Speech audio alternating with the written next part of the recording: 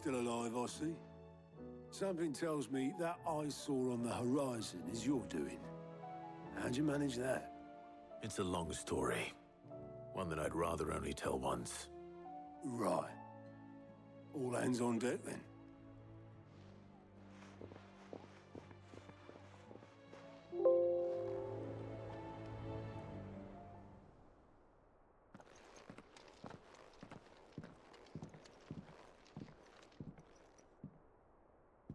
Is this everyone?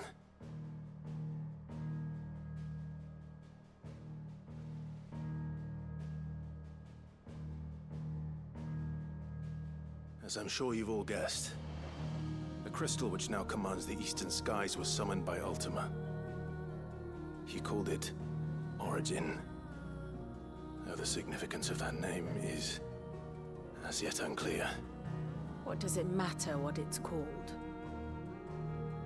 Its emergence tore Twinside asunder and wiped my homeland from the map.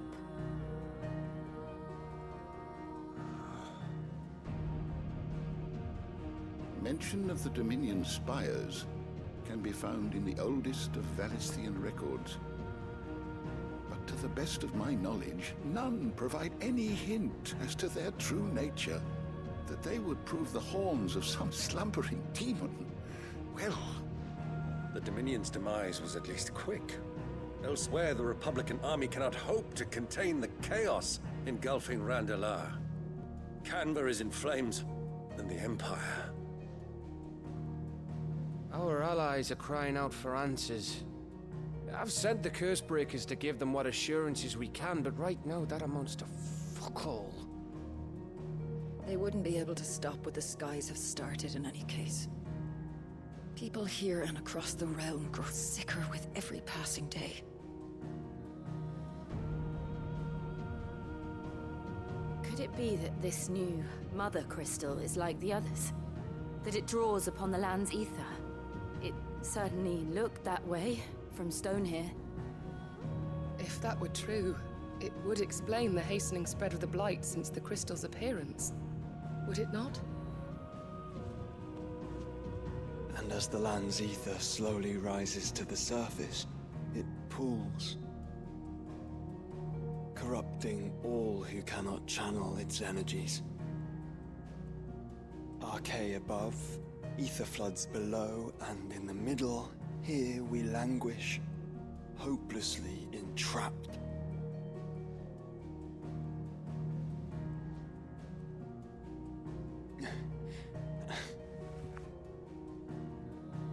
It's all right. When we faced him at Stone here, Ultima told us his true power quickens in the halls of Origin. Needless to say, we cannot allow that to continue. If we are to stop him, we will have to find a way into the crystal. How are we gonna manage that then? It's up in the sky. And fast as she is, the Enterprise can't fly.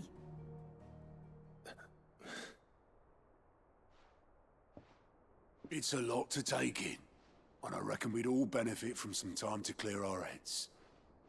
The answer will come to us. Don't you worry. Ain't that right, Clive? Right. That's right.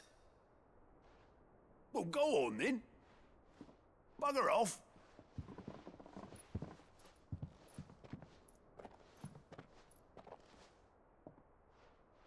Same goes for you, Clive. You won't solve anything like this. Trust me. Go and get some fresh air, eh?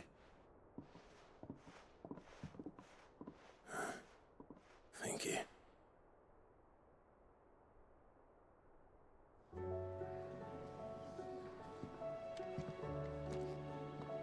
Joshua seemed upset.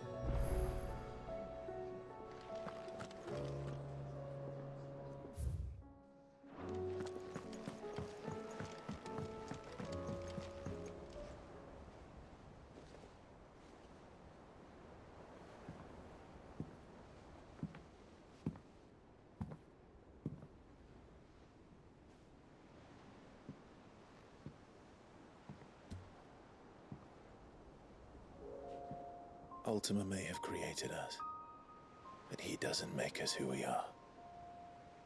Only we can do that. And if he would have us fight for our survival, so be it. It's what we've been doing all along. Much like Ultima himself, it would seem. His new world being naught but a means to survive. And so, we must contend to decide which of us shall inherit the land.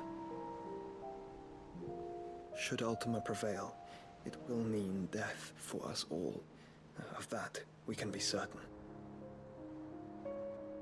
But even should he fail, what world awaits us?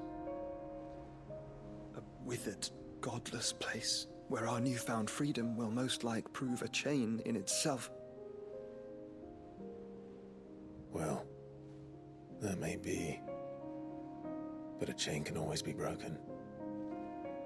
As long as one has the will to break it, it won't be easy. It may take generations, centuries of suffering. And that is if everyone plays their part. But it will happen. And when it does, it will be on our terms.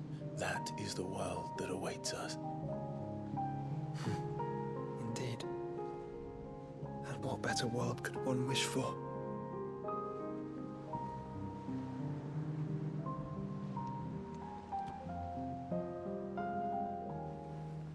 But first, we have to reach that crystal. Then it's a good thing I have wings. You can barely stand, let alone fly. And only the Founder knows what horrors await in those skies. You certain about this? Am I certain? I am the Phoenix. I will do what I must. This is our fight. Remember?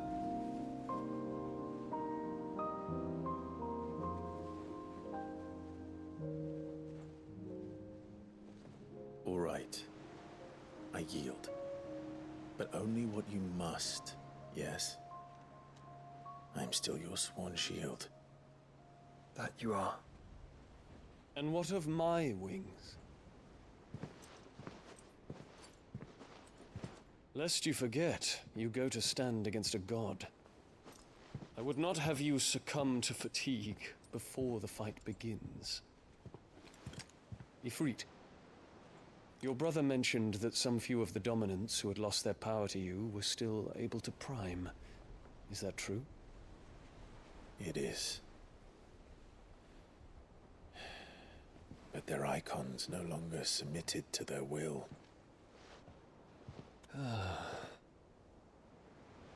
Then mine will have to be stronger. That you both might save your strength for the battle to come. You don't have to do this. If you do, there's a chance you might lose all you have left. And what have I but regret? My life ended in the Dominion. I fear death no more. Besides, I would have words with Ultima. He has much to answer for.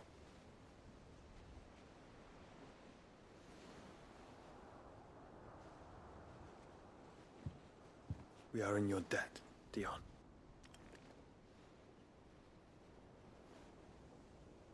We can speak of debts when this is over.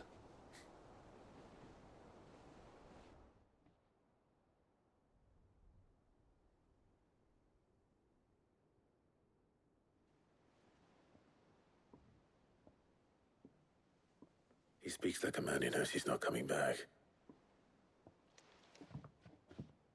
And has come to terms with that. That doesn't mean that we have to, does it, Clive? Time to talk to Jill.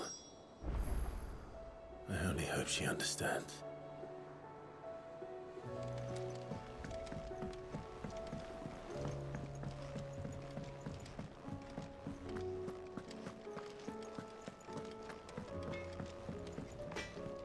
Trouble with your gear, or... So, what it be? Not bad, if I do say so myself.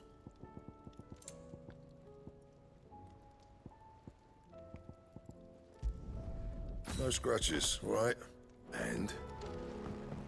First the skies, then the crystal. What next? The advent of the great creature herself.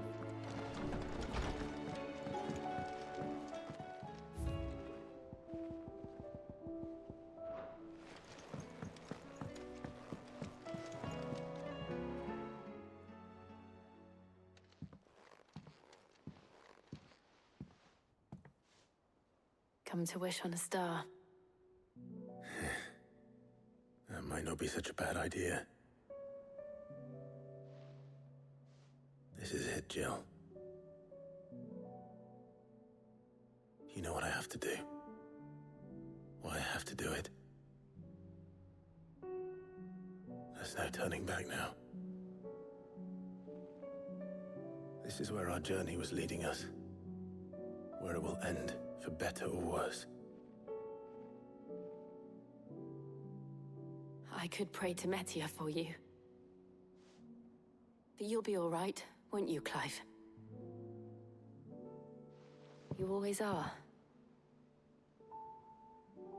I did promise we'd watch the moon together. I'll be waiting.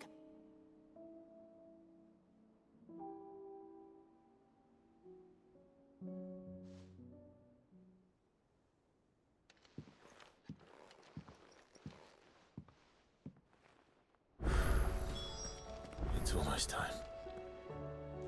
Better make sure I haven't forgotten anything.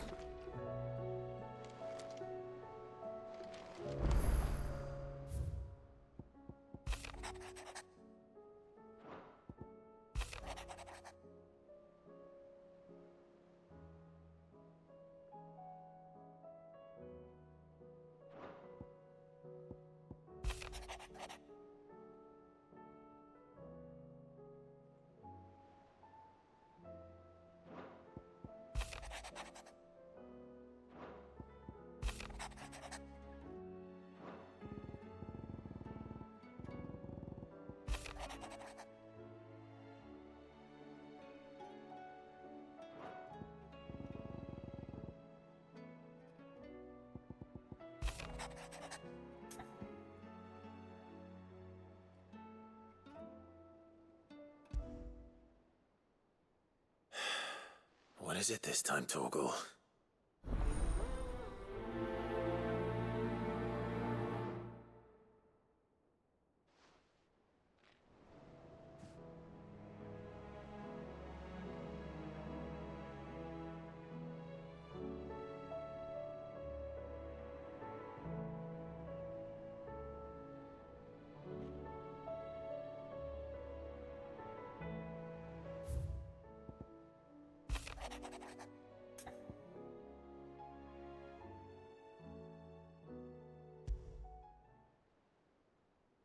Something tells me this is no mere adventure story.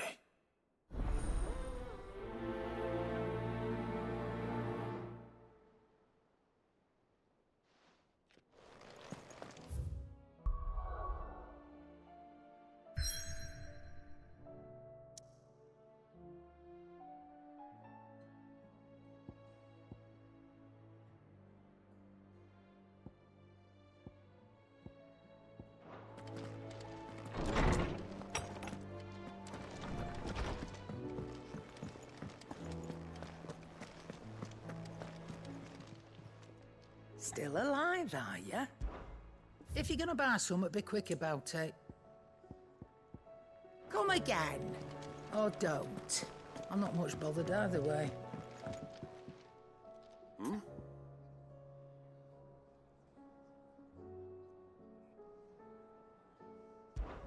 Clive, my boy! Rutherford informs me that we owe you our thanks.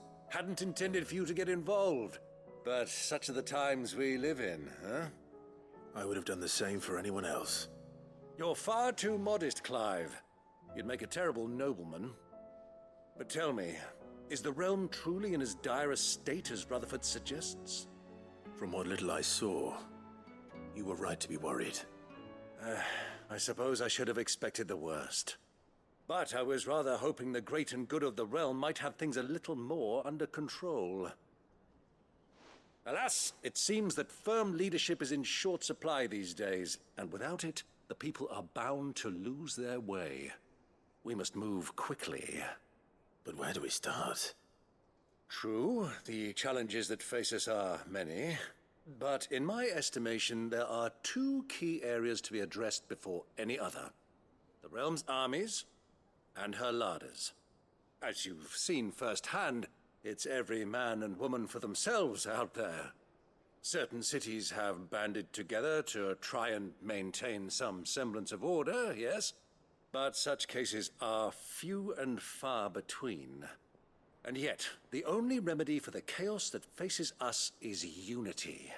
A unity that transcends even the borders laid down by our ancestors. In short, if Storm does not stand together, she will fall apart. But how would one even begin to unite the realm? The armies, my boy. As I told you already, we begin by restoring order among the ranks of those sworn to maintain it. Sadly, I doubt I could convince even the lowliest gaggle of privates to dig a latrine together.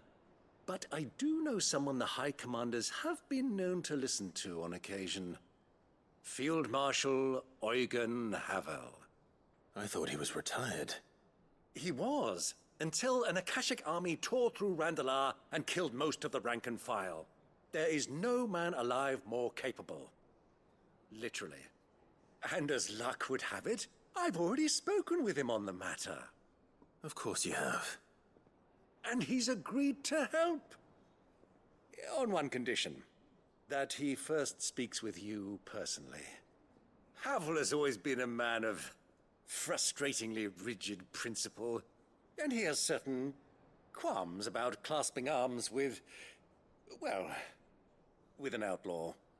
I extolled your many virtues as best I could, of course, but the old goat was adamant that he be allowed to appraise you in person. You don't mind, do you, my boy? Of course not. As long as chaos reigns, we will never build a better world. I'll do whatever it takes. And if the Field Marshal wishes to speak with me in person, then so be it. That's the spirit. I'll leave for Randalar at once. Would you send a Stolas? Of course. Rutherford is already in the Dalmekian capital. I'll have him tell Havel to expect you forthwith. Excellent. Thank you, Uncle. No. Thank you, Clive.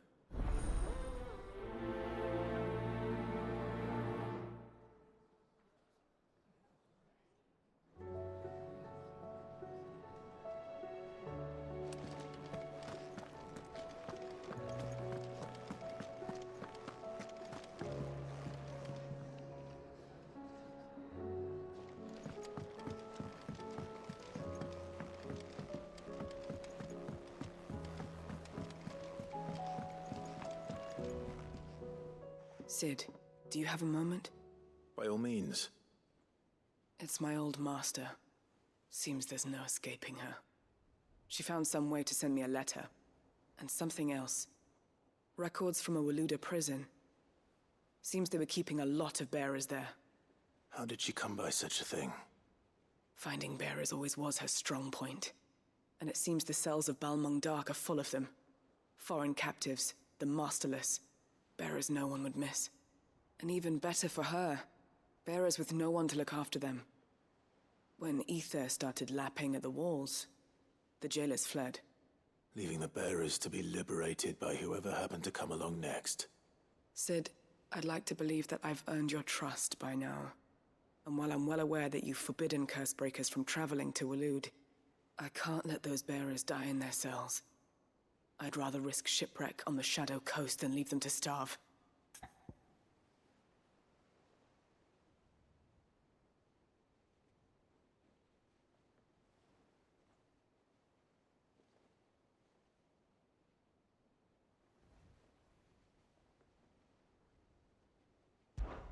We'll be needing the Enterprise if we're going to navigate the Narrow. Does that mean... I'm making an exception, but we travel together. And we stay no longer than we have to. Ash is an inhospitable place at the best of times. We save as many as we can, and we leave. Thank you, Sid. There was a name in the prison register. A name from my past. Chadwick. Another of my former master's protégés. A gifted soldier, and the closest thing I had to family. The thought of him held captive in that place. He must be very important to you. He was. Is. Then we find him. The entrance to the prison lies in the shadow of Ravenwit walls, just beyond the portcullis. We should head there as quickly as we can. I only pray there are still bearers alive to save. As do I, Doris.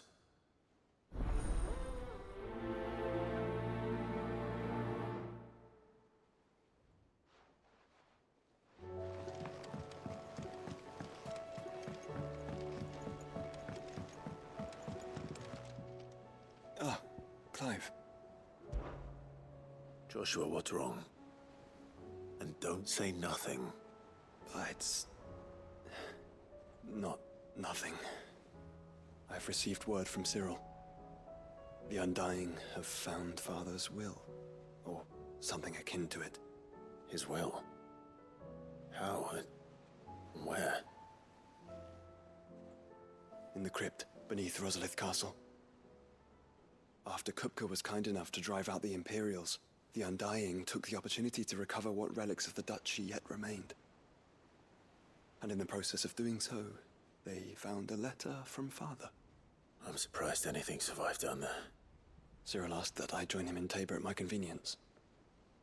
I have been meaning to go, but... would you join me? Of course. I want to know what's in that letter as much as you do. Very well. I am ready to leave when you are.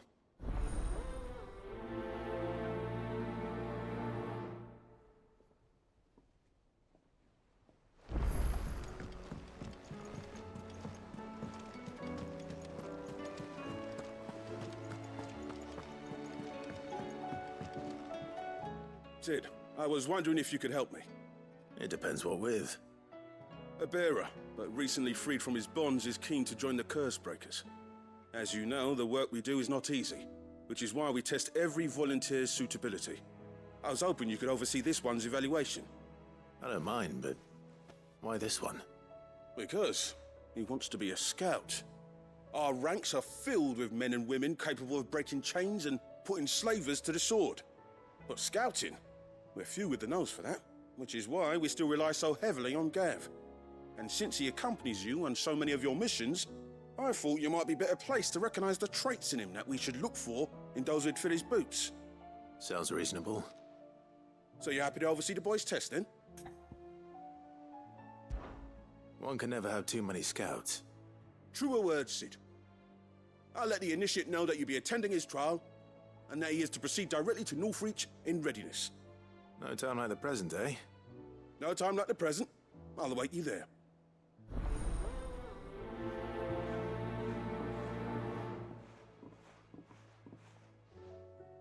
Northreach. I don't suppose they could have chosen somewhere closer.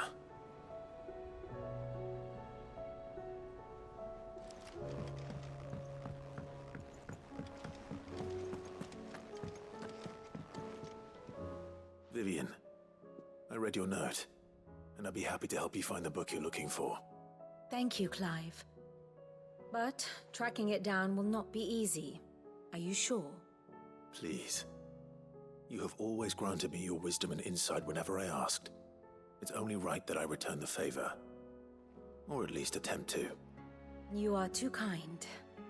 Alas, what I ask of you is rather more trying than delivering the odd lecture.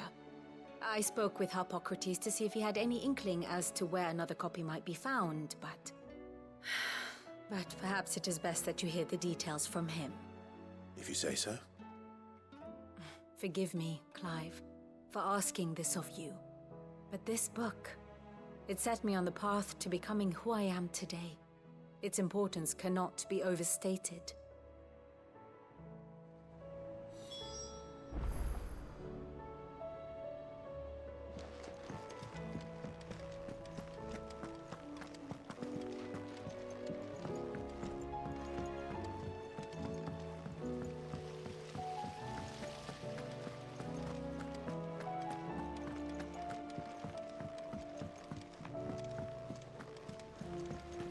do you think happened to...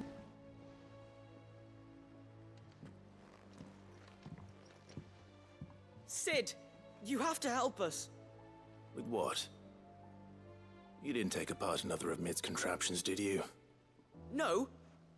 Well, yes. But that's not what we want to talk to you about. It's Miss Mididol. She's been acting strange. Very strange. She's barely ever around. When she is, she acts like we aren't even there. Her head's in a crowd. In the clouds. That's what I said. In the clouds. Well, she does have a lot on her mind. When did you last see her? Not long ago. Right after she got back from saving you from Stoneir. Then it's probably just about the Enterprise. It did take quite a battering on the way there and back. You didn't break it, did you, Cid? You really should be more careful around Miss Mididol's inventions. Don't listen to her. Even if you did break the Enterprise, you could put it back together, couldn't you? But who's gonna put Miss Mididol back together? She seems really sad. Why don't I go and see if I can cheer her up? You do that? For us? She's in her dungeon. Don't scare him. It's not a real dungeon. Thanks for the warning.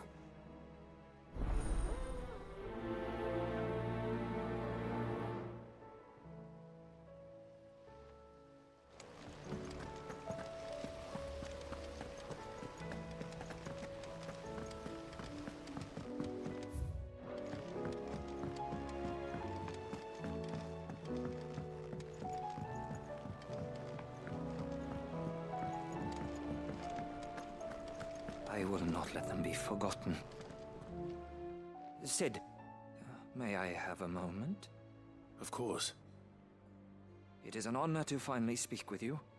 My name is Herman. I've been with the Cursebreakers for some time now, and I wish to be deployed to Ash. Any assignment will do. No. The lands across the Narrow are too dangerous. I will not send good men and women to risk their lives needlessly. Why would you want to go back? I need to retrieve something. Something important. I was raised in an orphanage. The Badbach Conservatory. Or rather, I was held captive there. It was not a place of nurture. It existed solely to turn bearer children into mindless weapons. We were tortured until we feared no pain.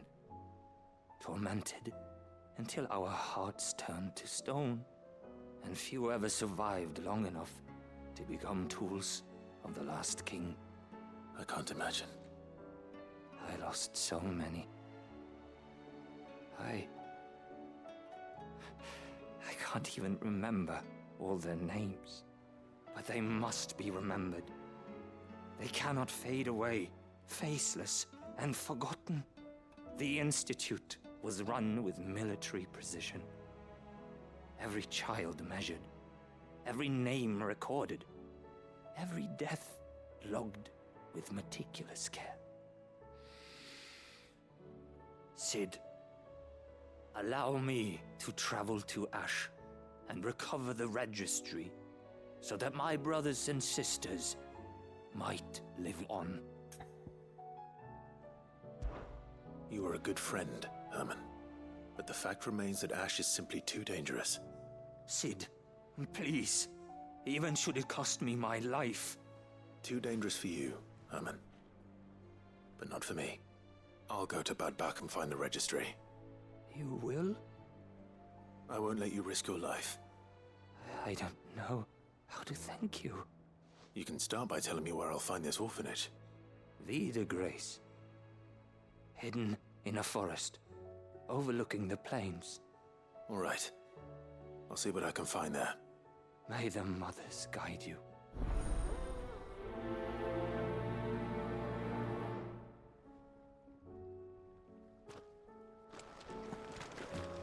Do you suppose it's magic keeping the thing afloat? What else could it be?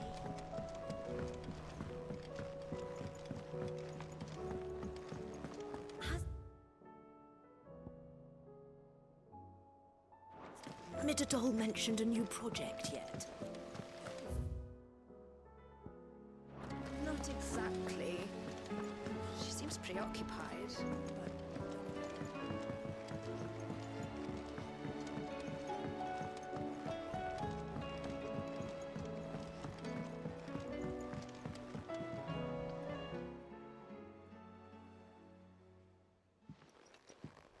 Pining for something, boy. What is it? What do you see out there?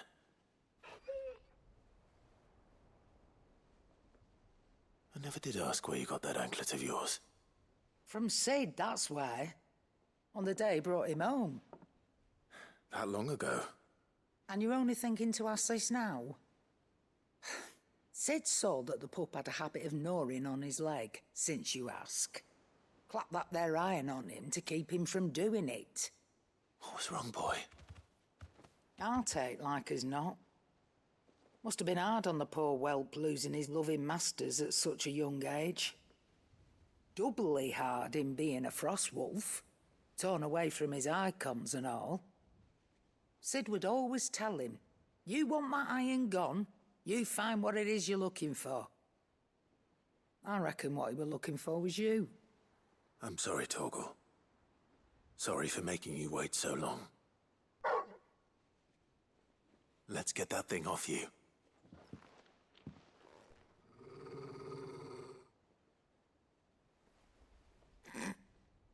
Doesn't sound like he wants it off. Indeed. You miss Sid as much as the rest of us, don't you?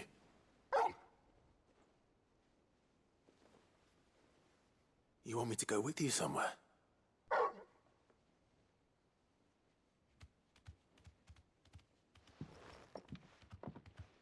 Quick, aren't you?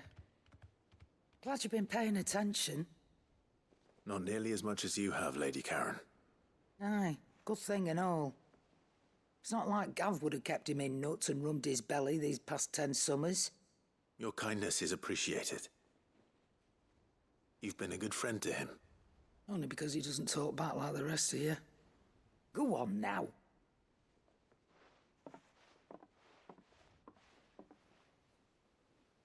Where to then, Torgal?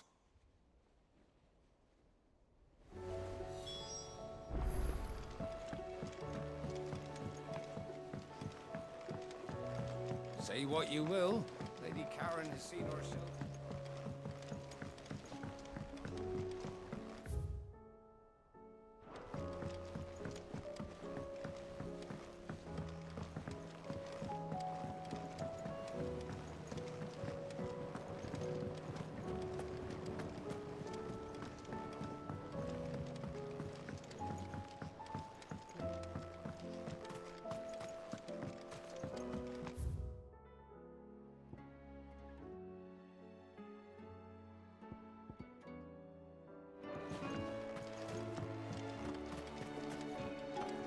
Drink up, my little darlings.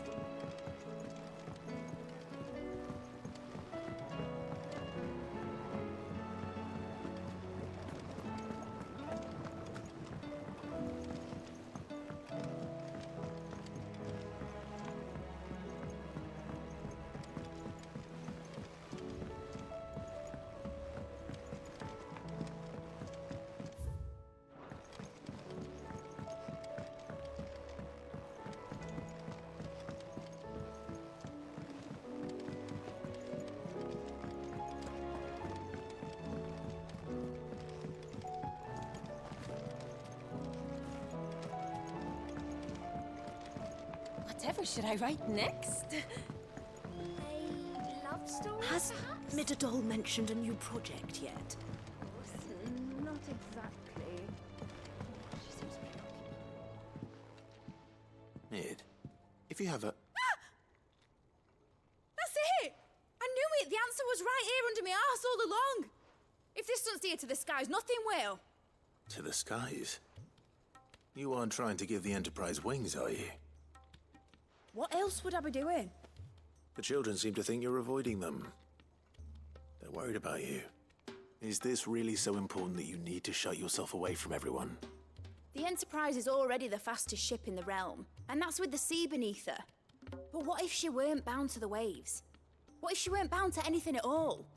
It's not fair. The gods get the skies all to themselves, so I'm gonna do something about it.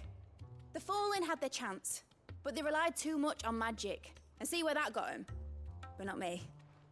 I've discovered how to do it without. Well, almost. First, I need to make a prototype. And is that a one-woman job? Are you volunteering? I'll have you know the Enterprise is my baby. But if a godfather's offering to lend a hand, I'd be happy to take it. First, I'll need oil, and not just some old drippings from Miss Molly's spits in the Tub and Crown. Refined stuff, like they make in Ordil. Then I'll need some bone, or shell. Light, strong, preferably no longer attached to the beast it belongs to. If it's beast bones you're after, I'm sure the Cursebreakers will know where you might find some. No, they'll know where you might find some. You're the one who offered to help, remember? I should speak with one of the Cursebreakers before I set off for Old Hill. See if I can't find this bone while I'm there as well.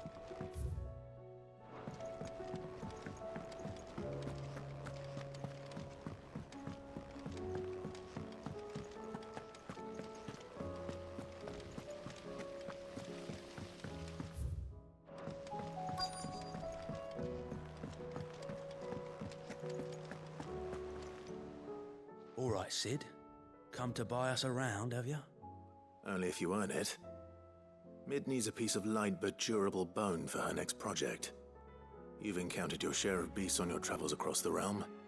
Any ideas? Most bones are the same. Whack 'em hard enough and they'll break. If it's durability you're looking for, shell will serve you better. You know what an adamantus is? I do. And I know to give them a wide berth. Will any old adamantus do? Well, with shells, the older the harder. There's a rumour of an ancient adamantus down in Karava, near Bidza, or what's left of the village anyway. But don't expect to make quick work of the bastard. There's a reason it's lived as long as it has. I'll keep that in mind. Thank you.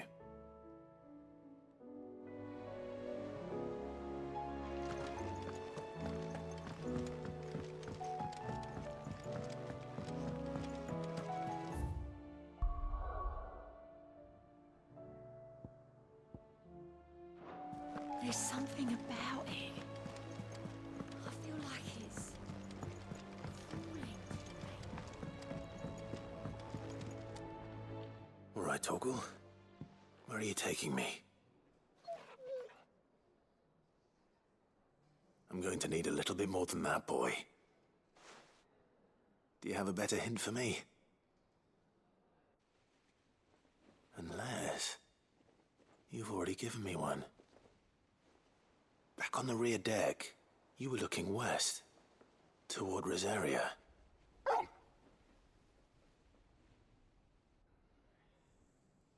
Why don't we try the rookery?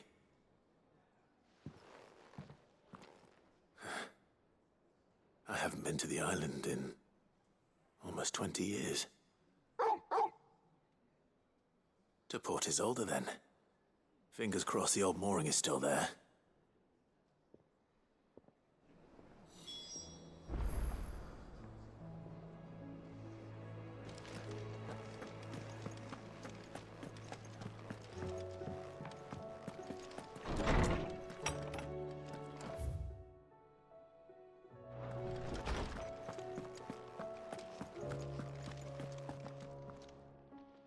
Clive, my boy. What a pleasure it is to see you. Hippocrates. There's something I need to ask you. I've been charged with locating a book called From a Distance. Then you seek a rare gem indeed. One whose name I had not thought to hear from your lips. You've been talking to Vivian. Right as always. But she didn't seem keen to tell me very much. I take it she didn't like what you had to say. And yet I gather it did naught to dissuade her. Clive, if the young professor has tasked you with obtaining a copy, I fear she asks the impossible. The executors would not allow it. The executors? Coveters of secrets. A clandestine organization committed to the collection and intenebration of forbidden texts and technologies. One such text being the tome Vivian seeks, chronicling as it does the true history of the enslavement of bearers. A tale which could overturn the established order were it ever to become widely known. Or, so rumor has it. I've never actually read the thing, or even set eyes on it for that matter. How is it that I haven't heard of this organization? Why, secrecy is the Executor's watchword. They lurk in the shadows, emerging only to seize that which must be seized, be it books, inventions, or people, before disappearing again, leaving nary a trace. Which would explain why Vivian's copy was snatched from her grasp not long after she found it. By the hand of the Executors, yes. But what drives them? Self-interest or ideology? Fine question. Sadly, all that is known of the Executors can be recounted in a single breath. You may just as soon ask me of their origins, numbers, or the identities of their leaders. Any answer I give would be pure speculation. Then my hunt was doomed from the first. What was Vivian expecting? That I'd pluck it from thin air? Not from thin air, no. From ash. Rumors of the Executors are rife among the scholars of Storm, but rather less so across the Strait. I have a friend. Well, I had a friend in the village of Garnick, a collector of rare tomes, upon which subject we would oft correspond. Alas, I have heard naught from him since the skies fell dark.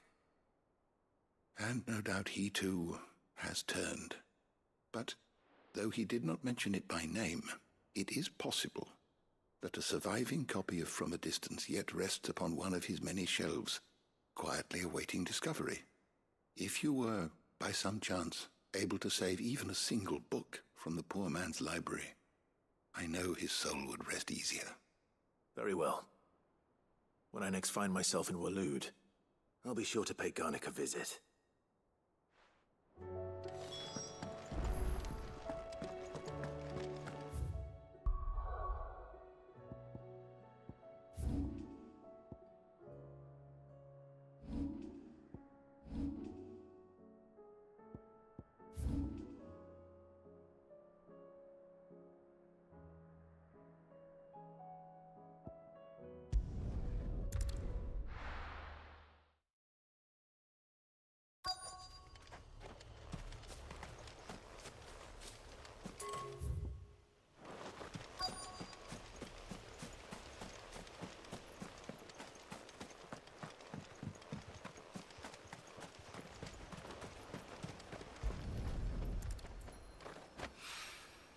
It's oil.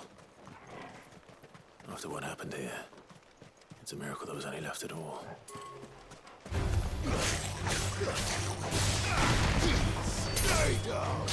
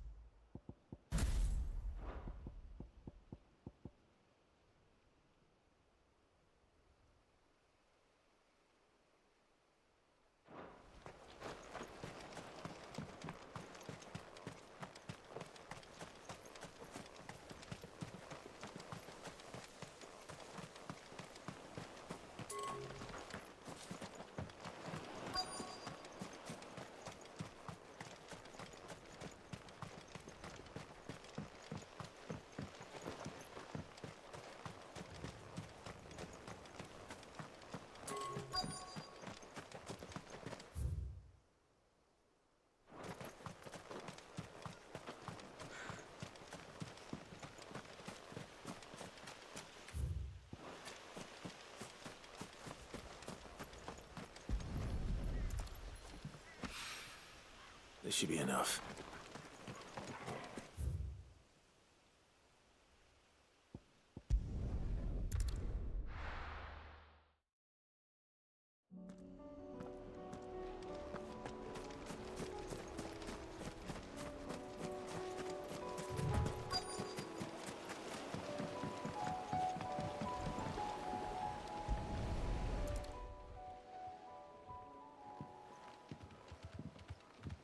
It's still here. After all these years. A lot smaller than I remember. And you're a lot bigger. You might have to swim, boy.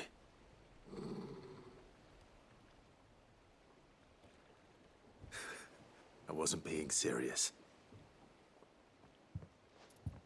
You two go on without me. I doubt that boat will hold a third. If you're sure, we won't be long. Hop in, boy.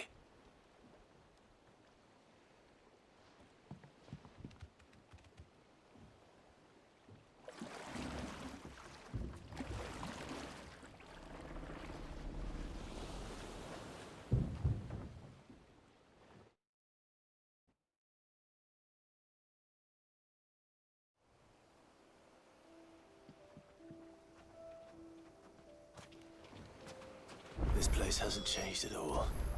The rookery's right through those trees. Come on. Race you there? I bet I could still beat you.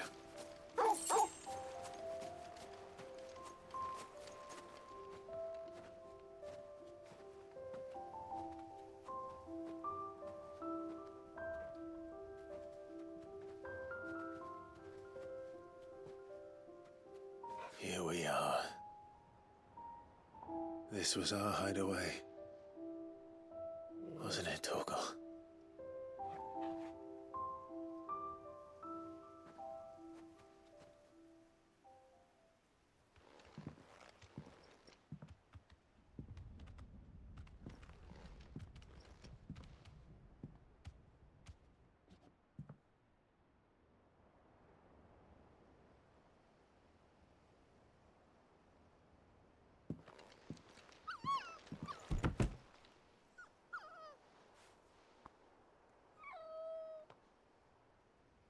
Coming here helped me to forget who I was. Or wasn't. Prince, shield. Son his mother could love. Had I been any one of those things? Perhaps.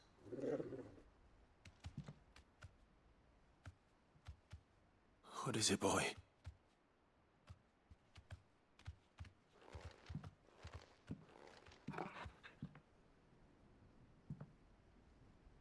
This is all from the castle. And Phoenix Gate. Did you bring these here? My sparring sword.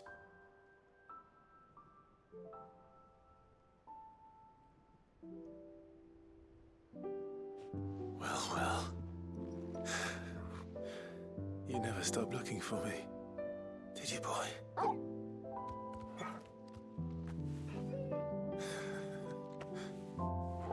Thank you, Torgal.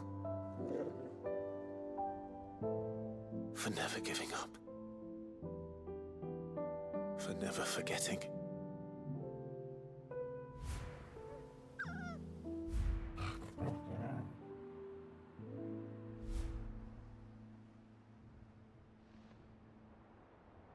Let's take this with us, shall we? So I don't forget either.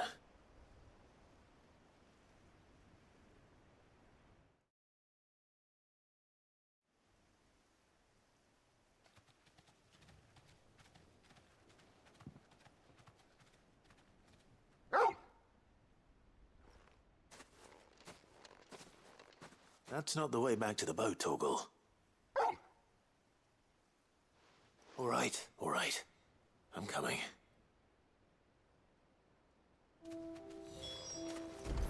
I think I know where we're going.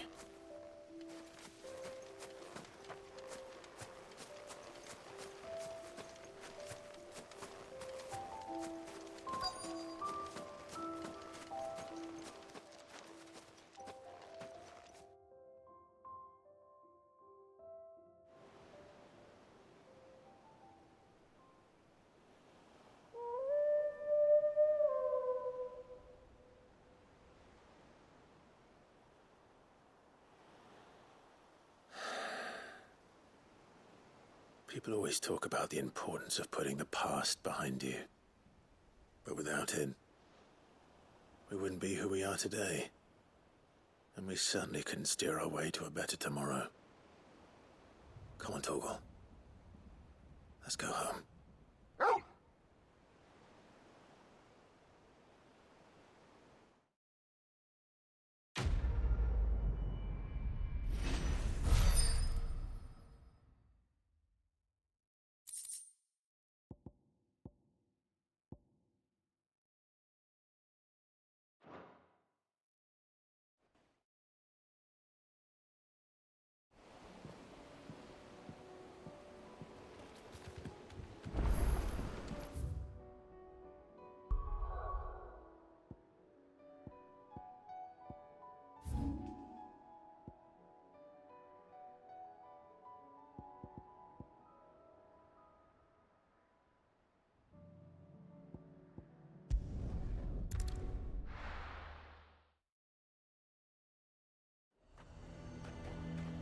Nazaire might at least have mentioned where in Northreach he'd be testing this recruit.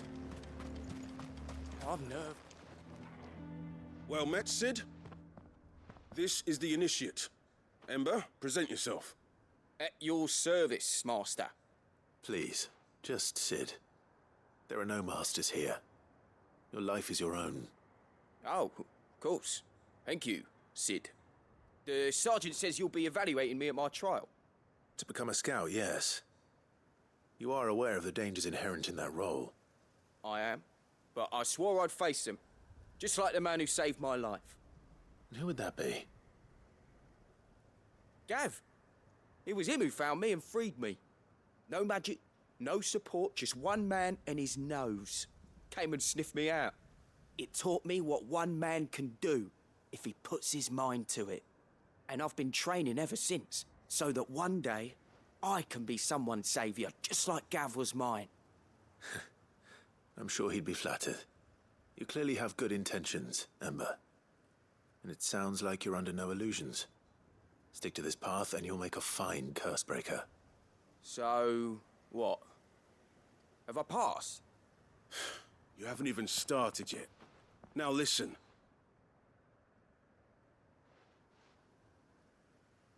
Not far from here is an Imperial lookout, Eastwatch.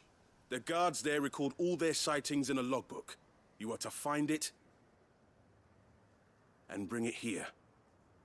And bring it here, right. Anything else? No.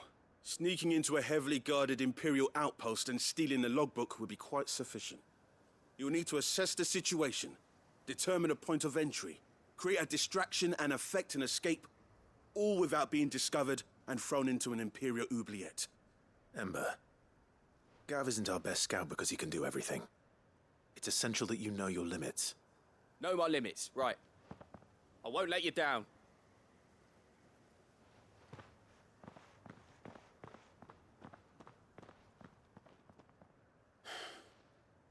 It shouldn't be as dangerous as I made out. But keep a weather eye on him all the same, would you? On my way. All right, Ember. Impress me.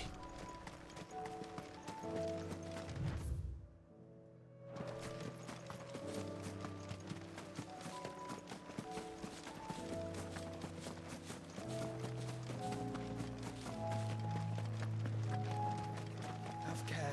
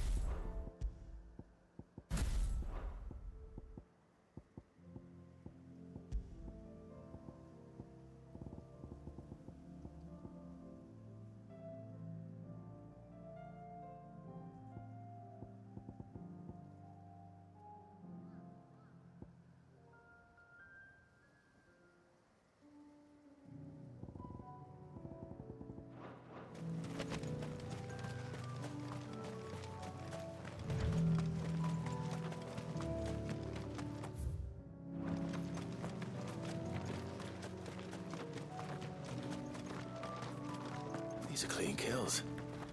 Perhaps young Ember really is ready. Or maybe not.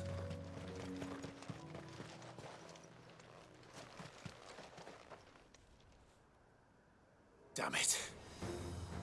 Ember, draw your sword! I can't! Then run! If you want him, you'll have to go through me.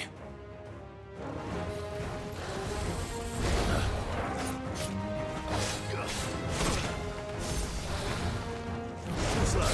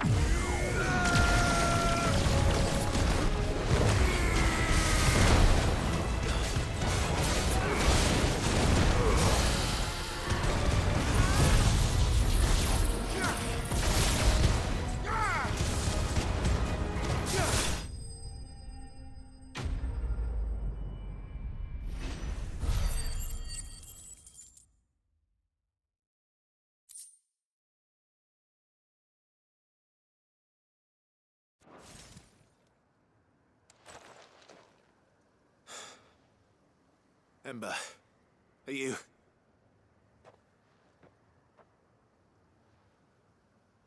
gone? Of course. Scouts really are a rare breed. Back to Northreach it is then.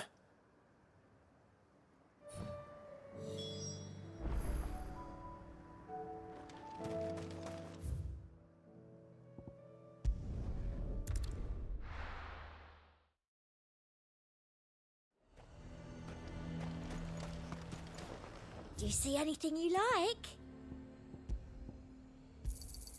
You've a keen eye. He'd have our coin, our stock and our stores, and we're just supposed to hand the whole lot over. What other choice do we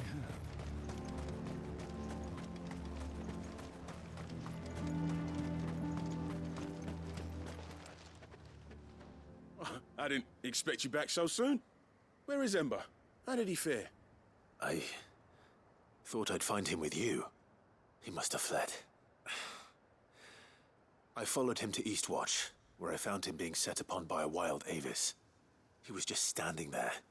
Didn't even draw his sword. I had to step in and take care of things. But by the time I had, he was nowhere to be seen. I assumed he'd set off in your direction, but apparently not. I'm sorry, Sid. I knew the boy had a nervous streak, but he seemed like... The right man for the job? I believe this is the logbook you tasked me with retrieving. Eh? How did you... Don't you tell me you breached the tower while Sid was busy saving your skin. What? Wasn't that what you asked me to do? To bring the thing back without getting caught? He has you then, his heir. And he did it all on his own. But Sid, he did what he thought was best. And now I have to decide whether I agree. Of course. We'll await your evaluation back at the hideaway. Don't you leave my sight. Yes, Sergeant.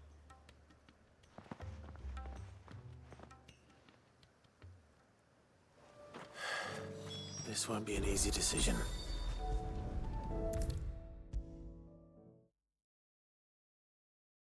You should have seen him. The thing... Welcome back, Sid. Welcome back, Sid. Yes. Welcome back. Trip wasn't too much of a pain in the arse, I hope. Truth be told, it was me who suggested roping you in to help with the trial. But from what I hear, things didn't go quite as planned. No, they most certainly did not. Ember lost his nerve in the face of a beast of prey, but he didn't lose heart. He pressed on, and he achieved his aim. And is that not what we ask of our scouts? Indeed it is. Thank you for your honest appraisal, Sid. The fact remains, however, that Ember will not always have a battle-hardened warrior on hand to pluck him from the jaws of peril. All I have gleaned from this trial is that without someone watching his back, Ember is little more than a liability. Wait, Sergeant. Ember still has much to learn, it's true. And this time he was found wanting. But I'd say he's due a second chance, nonetheless. After all, he did do as you asked. With a bit of hard work, any hand can be made to hold a blade, and any mind can conquer its fears. But a scout's nose is different. You've either got one, or you ain't.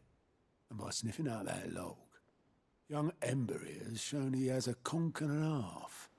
Wouldn't do to waste it now, would it? Fine. One more chance. I'll do whatever you ask. I'll spend my days and nights in the pit if I have to.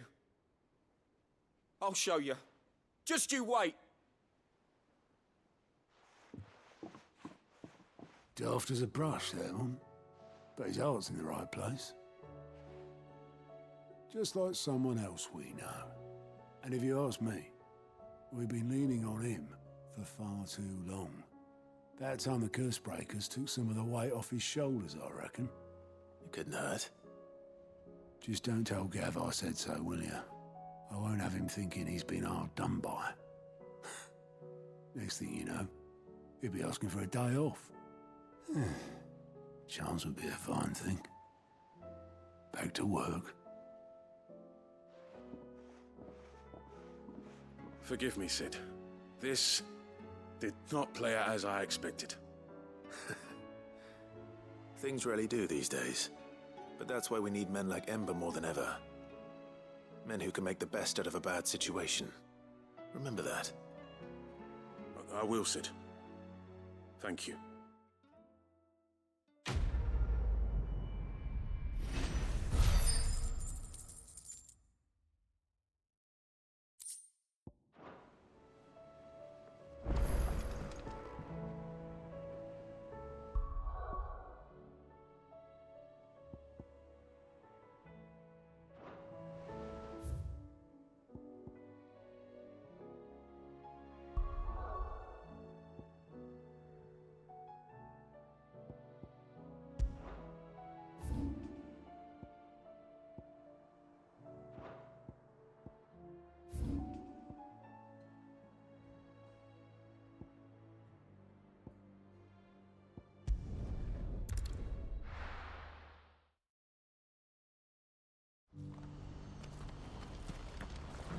Do you see that too?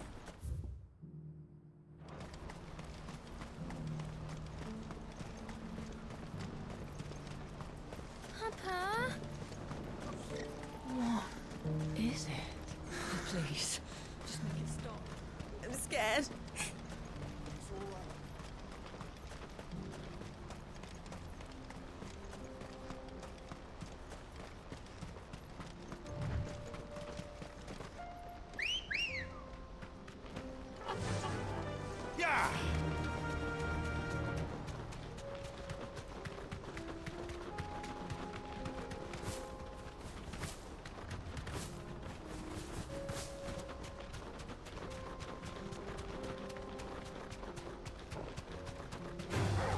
Time to fight.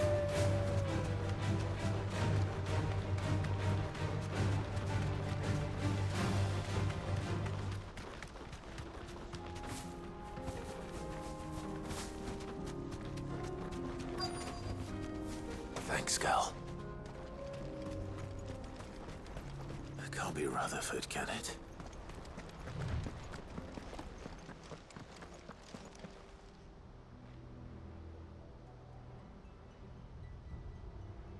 turncoats and cowards, the lot of you! If it's a fight you want, it's a fight you shall have! Allow me. I don't need your... Please, Field Marshal, oblige him. This won't take long. You're right. It won't. Men, finish him.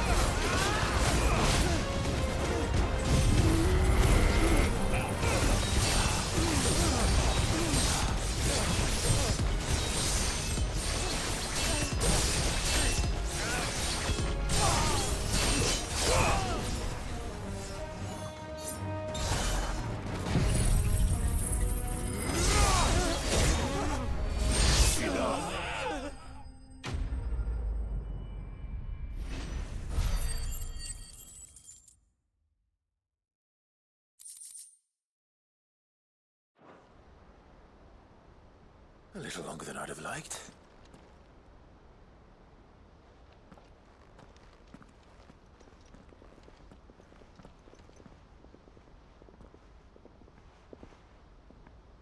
Field Marshal Havel, I presume.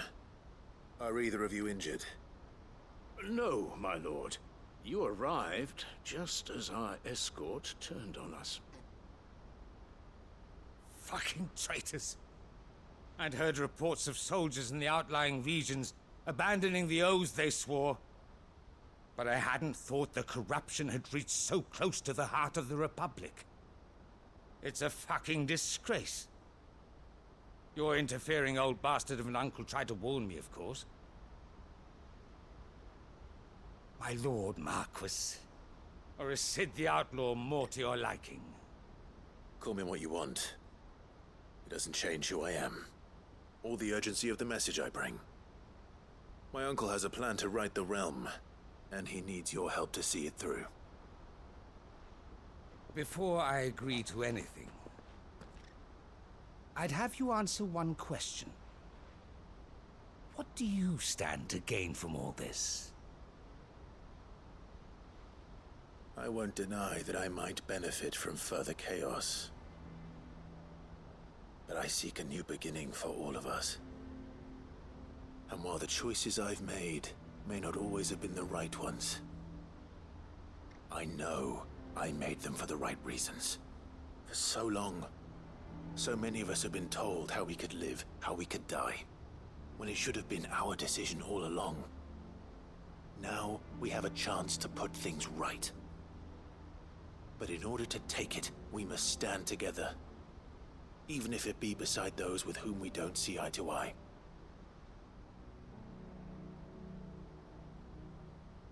Certainly not the words I expected from an outlaw. But perhaps your uncle was right. You are no ordinary outlaw. I'll never hear the end of this.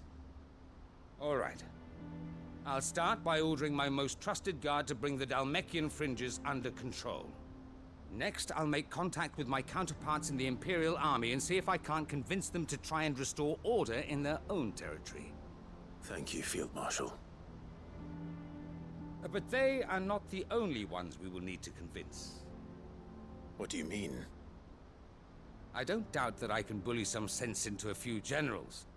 But those they answer to require a different kind of persuasion.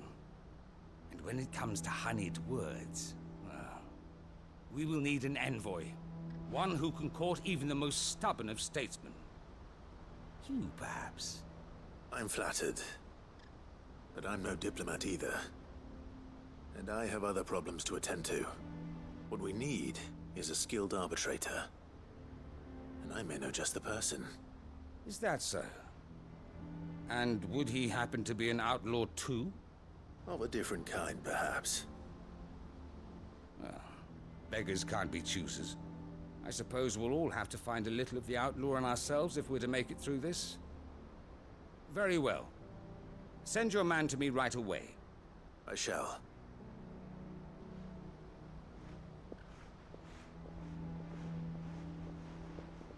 My Lord Marquis. Your Lord Uncle bade me escort the Field Marshal to his manor in Port Isolde. And I will see that my associate joins you there. Very good, my lord.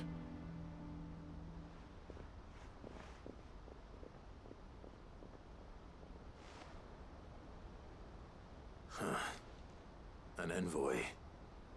I'm not sure I'm the man to talk anyone round. I can barely convince my brother to take his medicine. No. This is a job for someone with experience. Someone like Quentin. I hope I can convince him at least.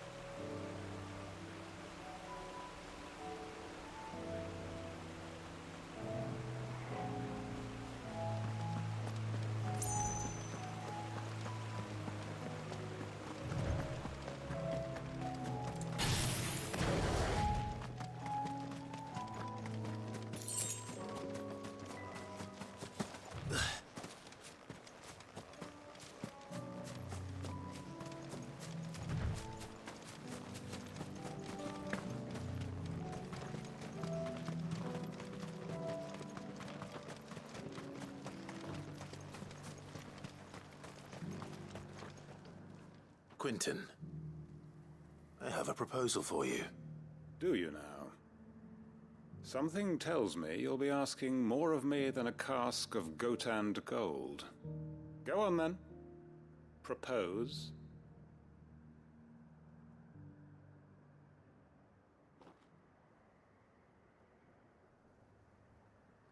You'd have me convince the chiefs and chamberlains of the realm that they should simply swallow their pride and do the one thing that has proved impossible for thousands of years.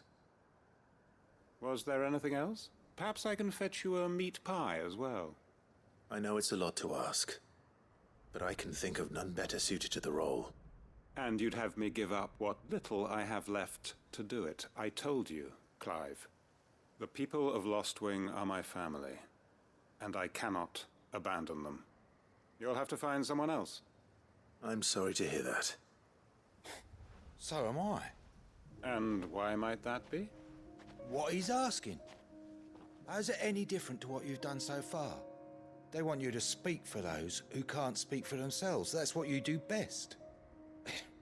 If it's the vineyard you're worried about, we'll see that the grapes are picked and the tons filled. You know we will.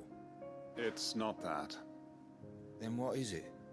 You said yourself we're family. Don't you trust us? You know that's not what I'm... Then what are you saying? That only we are worth saving? Why turn your back on everyone else? You convinced us we could build new lives for ourselves, and if you can do that, who's to say you couldn't convince the entire realm? A stirring argument. I fear that any rejoinder I make might fall somewhat flat by comparison. So you'll join us? Where do you need me? Field Marshal Havel will want to speak with you in person. He's currently in Port Isolde. I can arrange for a party of Cursebreakers to accompany you there. That would be very much appreciated. I hear the roads are far from safe these days. Hopefully not for long. My uncle will want to know that his plan is taking shape.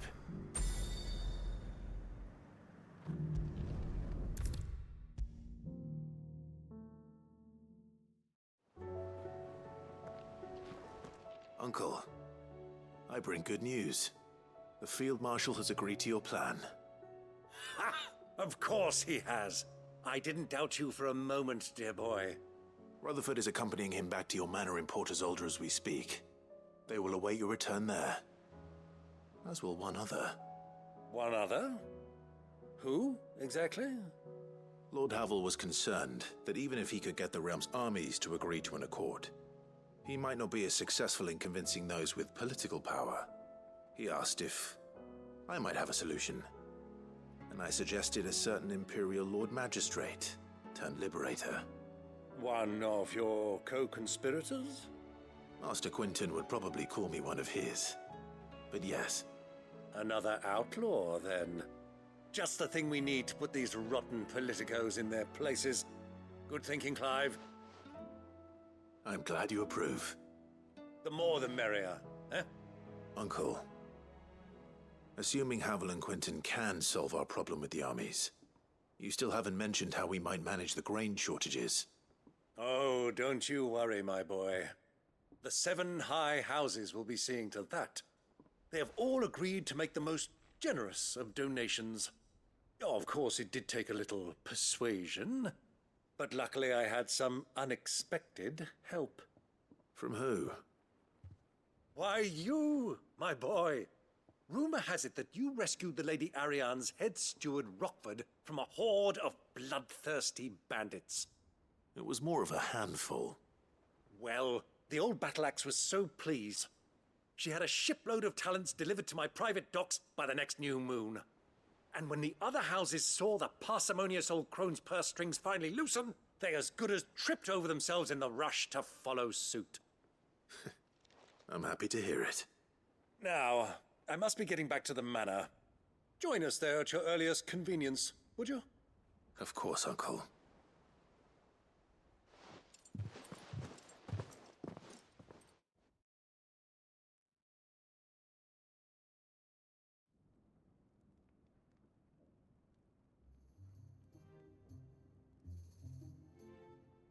And how, pray tell, will we get that grain to the capital if the roads are still overrun with Akashic? You'll find another bloody road. I only have so many men, and I'm not about to send them headlong into an ether flood. That is, unless you'd have them turn as well. Well, I'd certainly eat less. Says the man with a belly bigger than a band of curls. My soldiers actually need their rations. Without any food to keep them going, they'll be dead even before you've sent them on your fool's errand. If I may, gentlemen, perhaps I might suggest an alternative approach. Though supply routes are indeed disrupted, there is no shortage of ships. Indeed, they bob away in every bay from here to Randalar, awaiting a safe haven. Allow them to make port and fill their bellies full of grain. And once those who crowd the cities are fed, ferry the displaced back to the countryside to work the fallow fields. But I'm sure that you wish to continue your discussion. Forgive the interruption. 2 such firm friends as yourselves need no help from the likes of me. Rutherford spoke fondly of the great bond between you. Us? Friends? I can't stand the man. Clive, I'm beginning to question the quality of the company you keep.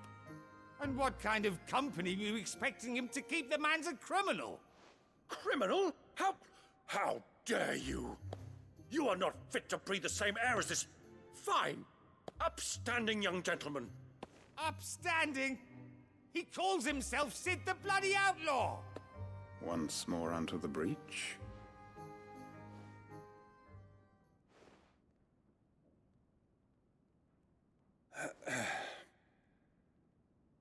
Shall we begin again? What we seek here is not to create a new nation, nor to claim the thrones of those that already exist. We wish simply to bring stability to the realm that mankind might weather the current storm. And to do that, we must convince those in power, the generals, the statesmen, the nobles, that our cause is just. There will be disagreements, yes. And I imagine some resistance, much resistance. But we cannot let that deter us. If we show them the path, show them that we walk it ourselves, then I am confident they will follow. The fate of the world lies in my nephew's hands, but the well-being of her people lies in ours. And we must not squander the chance that Clive has given us. Uncle Byron, Now, with that settled, let's move on to the signing of the Accord. For what great moment in history hasn't been accompanied by a little ceremony?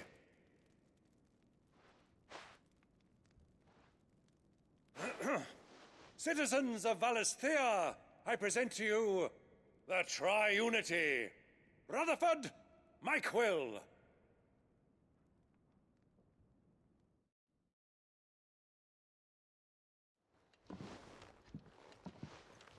Well, my boy, the stage is set. That it is. This is the role you were born for. Now I ask only that you trust in the talents of your supporting cast. We shall play our parts to the best of our abilities, that you might have the opportunity to shine. The realm needs its Sir Crandall. And there is no better Crandall than you, Clive. I want you to keep this signed accord as proof of our faith in you. I will. Thank you, Uncle.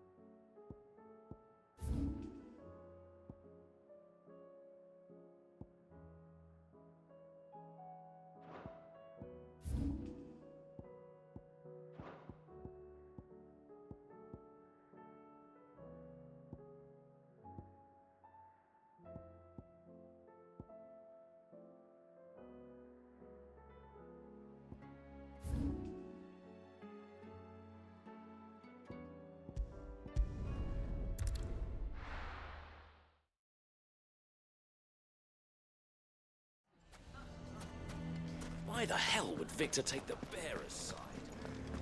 Can you believe we were going to make them? I think we'd better shut up. Who?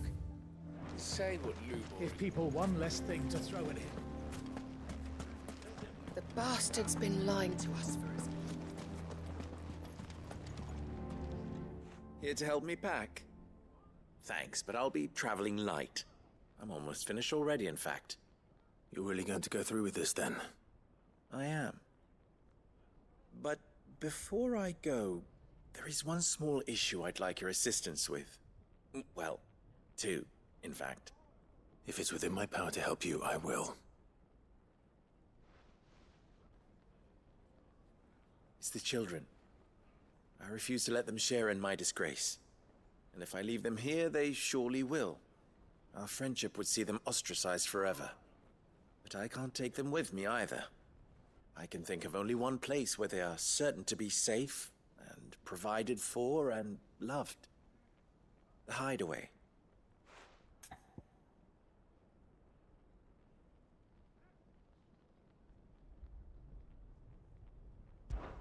Of course.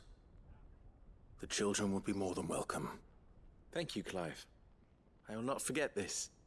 Lubor, are you still here? What is it, Ferda? You look pale. There's been a flood in the Velcroy, a damn big one. The League of Outlaws encampment was completely submerged in ether. What? Every last one of the bastards has turned. And they're headed this way. Bandits are one thing, but Akashic bandits are quite another. The town guard won't stand a chance against them. We need to evacuate. There's no time to lose. Further, gather the men. The Akashic may strike at any moment. We must make ready to cover the townspeople's escape. Well, what are you waiting for? Yes, my lord. Clive, change of plan. The children stay with me for now. I need you to find Conrad and Natalie. Tell them to prepare for a full and immediate evacuation. Understood. I'll do what I can to convince everyone else. Wish me luck.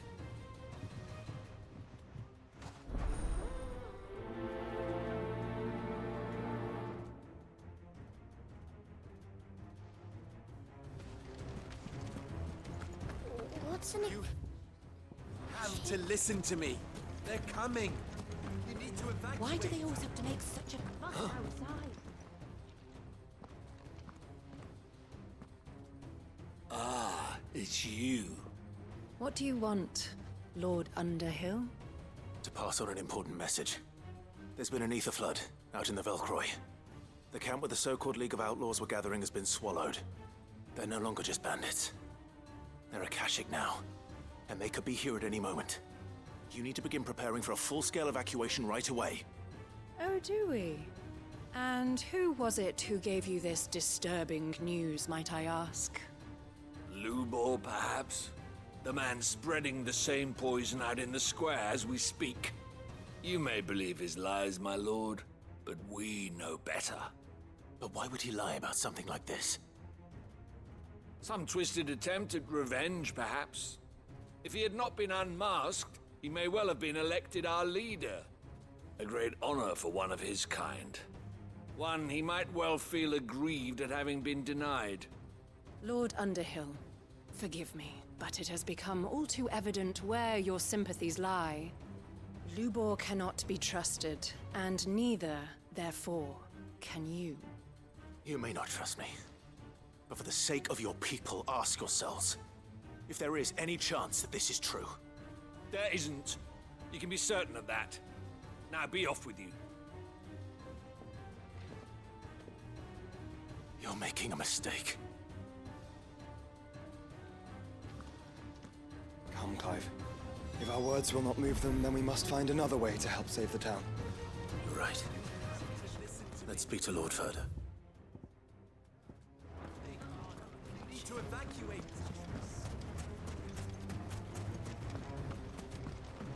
What's Lubor raving about now?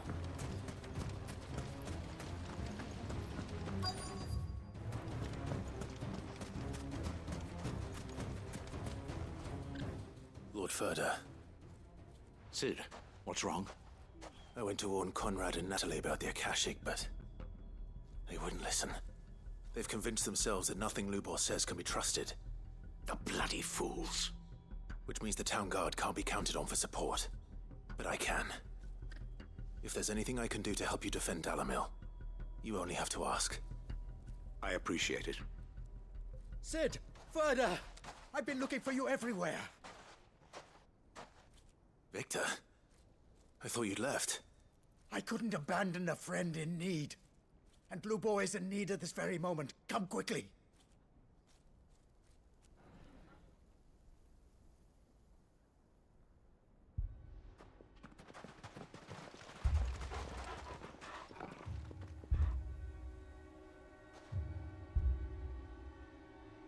You have to believe me! The Akashic are coming!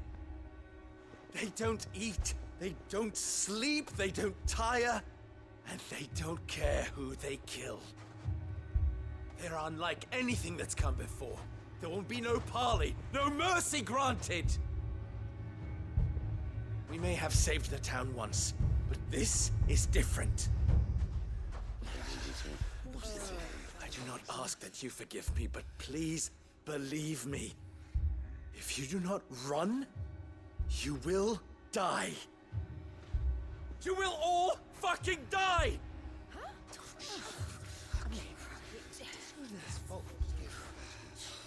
You'd like that, wouldn't you, bearer? Yeah, With us out of the way, your kind will be free to claim Dalamil for yourselves. It's you who should run! Run, bearer! Yeah, run! Run! Far away! Run! Just go on! Yeah. Yeah. Yes! Go. Go on, then. Go on! Go! Just go. Just go. Lubor, wait. Someone's coming. Stop! You're hurting him!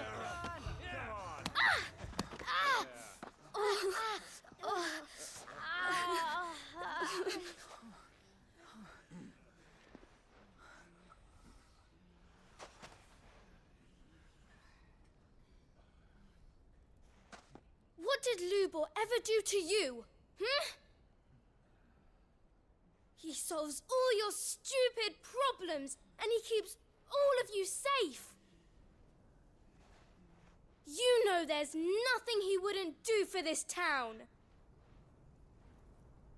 Who was it who made that cleaver you use every day, Conrad? And what about your counting table, Natalie? Who fixed that? Whose men make sure the streets are clean so all your boots don't get dirty? Who spends all day, every day making sure things run smoothly round here? And none of you ever say thank you. Ever. But did Lubor ever complain? Well, does he ever stop smiling? He keeps this whole place going. And you act like he doesn't even exist.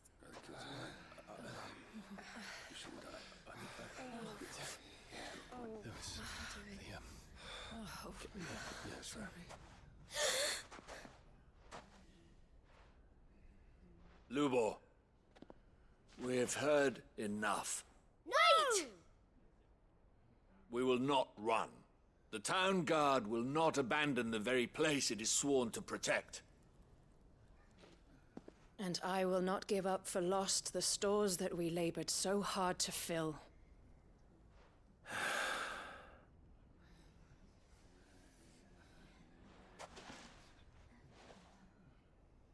So tell us, how do you propose we deal with these Akashic of yours?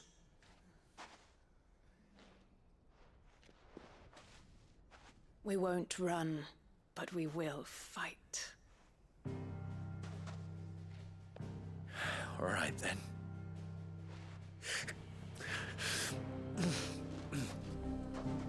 Fine.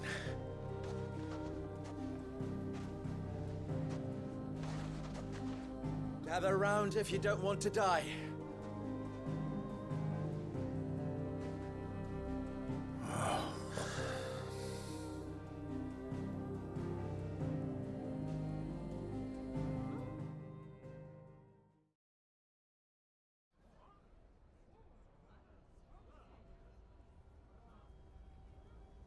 Allow me to explain the situation. The ether flood occurred near the village of Cheratina, deep in the Velcroy. The place had been abandoned for years, until the League of Outlaws decided to make it their base of operations. Now they're all turned, and if the scouts' reports are correct, heading in this direction. They are mindless monsters, driven only by hate and rage. And they are utterly unpredictable. With the bandits, we at least knew how and where they were likely to attack. When these creatures come, Dalamil will have the bitterest fight it has ever faced on its hands. The town guard will muster at the north gate. The rest of us will take the south. Both forces will provide men to serve as scouts and messengers, ready to spread word of the size and nature of the Akashic force as soon as it is spotted. And as soon as it has been, we will converge on its position and see that it is driven back from Dalamil at all costs. Conrad, can I count on the support of the town guard? Always. I leave the selection and coordination of the messengers in your hands, Victor. And the command of our men in yours, Ferda. If you would both be so kind. Consider it done. As you wish. Natalie, I would ask that you and your people have the townsfolk barricade themselves inside the bathhouse. And tell the merchant not to waste time securing anything beside the essentials. Preserving life is our one and only concern. As long as we survive, it doesn't matter what trinkets we might lose. Our riches can be regained. And if anyone doubts that, let it be known that the Briar's Kiss stands ready to cover any losses. Very well. I shall tell them. Where do I fit into this plan? Where else but the most perilous place of all? I would like you to travel to the home of our erstwhile League of Outlaws, Charatina itself. The main host is most likely still there, and Dalimil will not be safe until it is eradicated, root and branch. A little gardening. How pleasant. I doubt it. I have a feeling these weeds will be particularly stubborn. Luckily, so am I. So you are. All right then, we all know what we have to do. Now it's simply a matter of doing it. For Dalimil.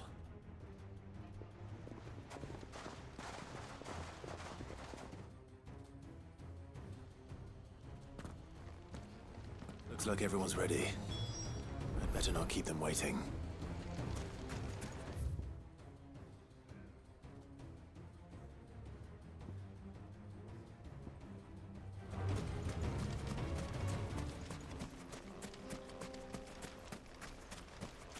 Good. That will keep some of them. Any man sighting an Akashic is to raise the alarm immediately.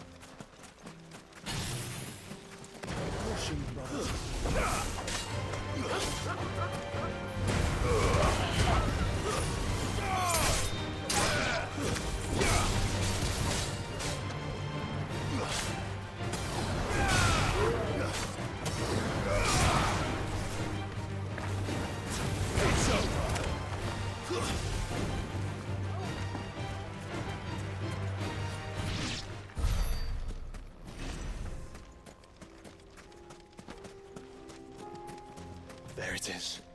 The flood. But what's waiting for us inside?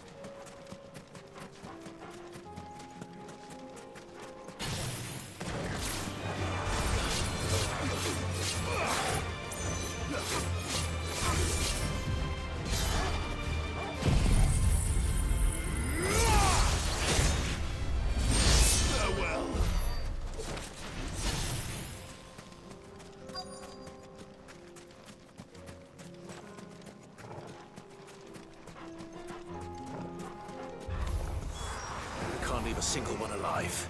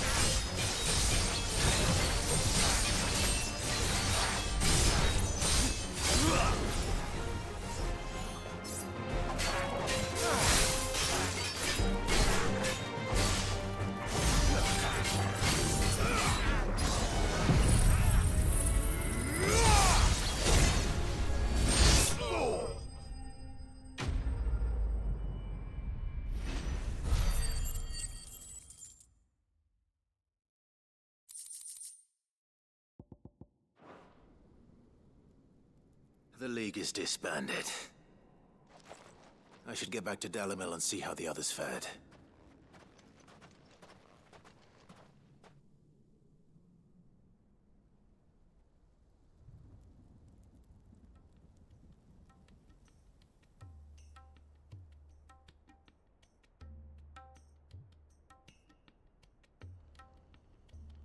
All the Akashic we were able to find have been dealt with. Seems that might be the last of them. Last of them here, perhaps. Lubor, Sir Clive has returned. Clive! What news from Charatina? It's done. Root and branch. I knew you wouldn't let me down. Thank you, my lord. Friends, the Horde has been driven back. The Akashic have been defeated. And we need not fear the arrival of any more, thanks to Clive. Victory is ours. We bloody did it! We saved Dalimil. Lubor, allow me to apologize. After all you have done for this town, we should never have doubted you. But we did. And for that we are truly sorry. We only hope that you can forgive us. We need you, Lubor. Dalimil needs you. So, if you would still like to be considered for the position of mayor, you have our backing. You do remember that I'm a bearer, don't you? We do. But that is not a stain on your character. It is a stain on ours. We thought only of what we perceived bearers to be, not what you truly are. The man who saved Dalimil twice over. I see. But I will only accept your proposal on 2 conditions. Name them. Firstly, that you will both do everything in your power to rally your people to my cause. If the Town Guard and the Merchants League do not accept my leadership, it will be doomed from the start. Unity is the key to defending Dalimil, and I do not doubt that we shall need to call on our combined strength again. When that time comes, I will expect us all to pull together, just as we did today. Of course. You have our word. And secondly, you will accept that if I am to lead you, the mistreatment of bearers must end here in Dalimil. Any bearer within our walls shall be afforded the same rights as any other citizen. They will not be judged by what they are, but who they are. As we failed to do, and came so close to losing everything. We agree to your conditions. And we have only one in return.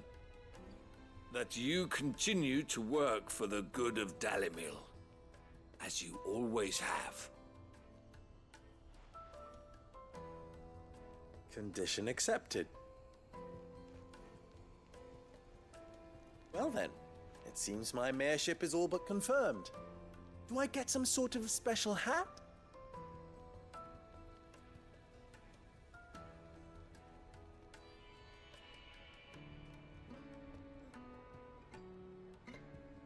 How fickle fate can be. Not so long ago, I had resigned myself to leaving Dalimil in disgrace. And now, I find myself her leader. Here. For everything.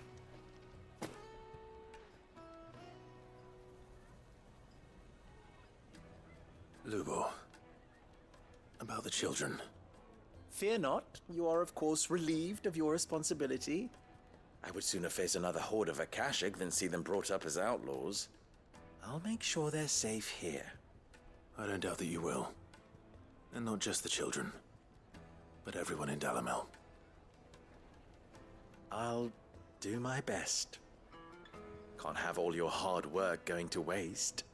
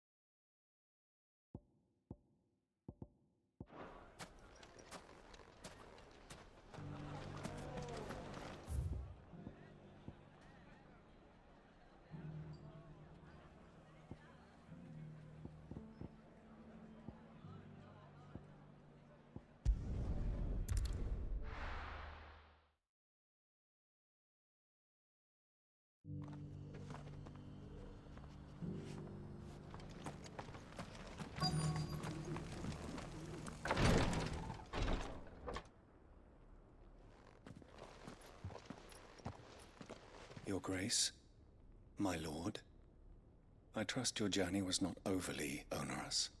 Cyril, you found a letter from Father? Yes, I have it here.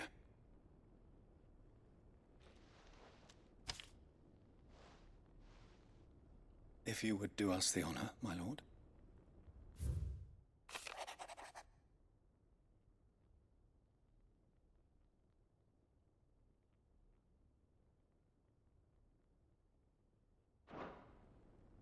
An inheritance. It would seem the late Archduke penned this missive shortly before his passing. The day before we left for Phoenix Gate. What are these plans he spoke of? His plans for the duchy, Your Grace. Your father entrusted them to my predecessor, the former bearer of the Burning Quill, who entrusted them in turn to me. The complete emancipation of bearers is their stated aim. But your father's dream did not end there. His Grace also spoke of building hospices to care for those stricken by the curse, and the founding of a new university to further the development of non-magical technologies. With the blight spreading ever more widely across the twins, Archduke Elwyn saw this as the only means of securing Rosaria's survival. He wished to see men and bearers treated as equals. To see centuries of common wisdom overturned. Small wonder he did not think it achievable within his lifetime. But he thought it achievable nonetheless. Had he not, he would never have written this message. Nor would he have entrusted his vision to his most faithful aides, those who would have stood with you, shielded you from the machinations of the less benevolent personages at court. It's a pity only they are still with us. 'Tis true that those most loyal to your father were the first to suffer the Duchess's wrath. But one at least remains, and she has come bearing gifts. What do you mean? Mayhap it is better that she explain, my lord. After all, the duties entrusted to me by my predecessor extended only to recovering His Grace's will and arranging a meeting with the one who might execute it, or a part of it at least. And where is this woman? She awaits you in the archive, Your Grace. Thank you, Cyril. Shall we then?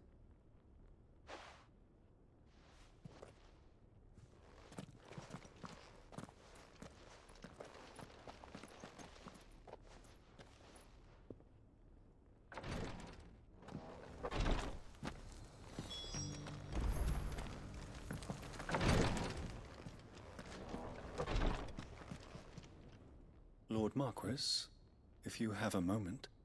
What is it, Cyril? One of our brethren lately journeyed across the strait in order to pursue a new avenue of inquiry in our ongoing investigation. He sent an owl some while ago, but we have heard naught from him since. Was he surveying another fallen ruin? No. The object of his study was a savior cult that has arisen in Ash in recent years. We believe it may have some connection to the Circle of Malleus, an ancient religion that worshipped Ultima as its god. By gaining an understanding of this new faith, we hoped to learn more of the Circle's original beliefs. And so you sent one of your brothers to Ash? A continent teeming with orcs and Akashic? Fully cognizant of the risks, yes. I entrusted the mission to one of the most able of our order, the Third Chair, a master of the arts of combat and survival both. Though he has been silent for some days now, I have thus far refrained from sending any others in search of him, lest they be lost in turn. Yet, it seemed only right to inform you of the situation, given your unique experience of the perils of Ash. For as you so earnestly advised me, it would not do to abandon a man to his fate, when he might yet be saved.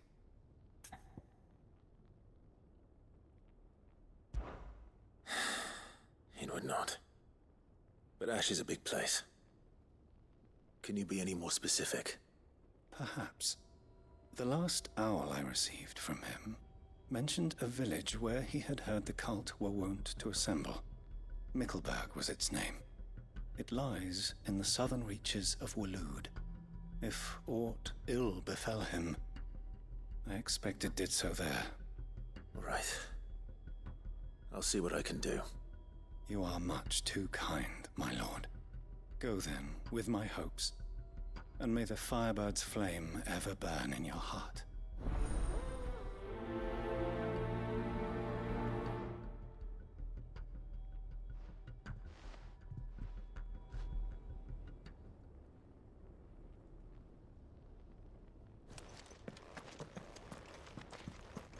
If this new faith really is an offshoot of the Circle of Malleus, then...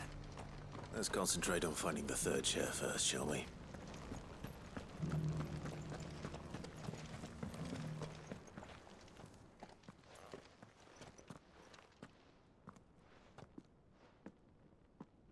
My lord, your grace. I hardly recognize you. I am Goditha, retainer of House Rosfield, loyal servant to the Phoenix and his shields. Your father, the Archduke Elwyn, entrusted me with the delivery of a gift. I only hope you can forgive my tardiness in bringing it to you. Lift up your head, Lady Goditha. You have our gratitude for your service to our house and to our father. I merely did my duty, as any proud Rosarian would. My lady, perhaps you could explain a little more? What exactly is the gift you bring? As I'm sure you know, it has long been the custom for the children of House Rosfield to be presented with certain keepsakes upon their coming of age. Indeed it has. Our father often spoke of the day when our turn would come. And had he lived to see it, he would have presented you with the treasures I bear. Matching armbands for you both. Alas, he did not live. Indeed, he was taken from us even before they could be completed. He had intended to claim the Heartstone with which each armband was to be finished himself, but it was not to be. And his gifts remain incomplete. I see. It saddens me to bring them before you, as they are. It was your father's wish that you be presented with the finished articles, not these works in progress. But with his grace long since gone, and the stone left unclaimed, I had little choice. You are grown men now, and his house is yours. And while I would not presume to insist upon your claiming the Heartstone in his stead, I know that nothing would have pleased him more than for you to do so. Thank you, Lady Goditha. What say you, Clive? What else? Of course, my lady. May our father's will be done. Oh, I am much obliged. Do you know where we might find this Heartstone, my lady? I do. Though it may be a matter of a good deal more than simply happening upon it. It is found in the bellies of elder griffins, you see. We do at least know where to find one. A certain specimen has made its nest in Titan's Wake, not far from here. A certain specimen? You are most perceptive, Your Grace. In answer to your unspoken question, yes.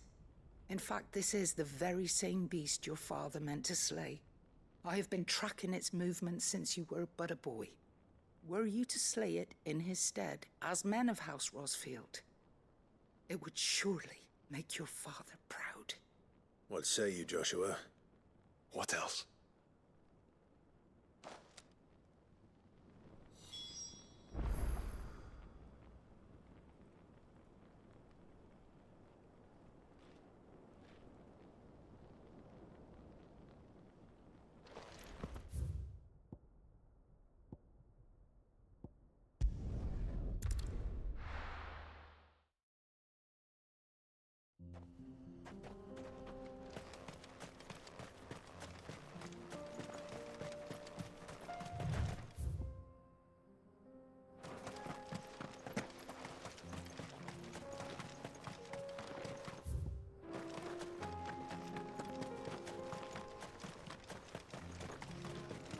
Eyes peeled, Joshua.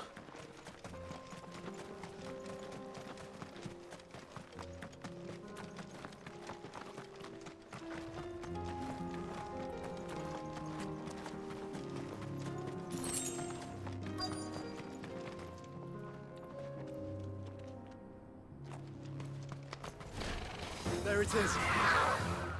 For House Rossfield.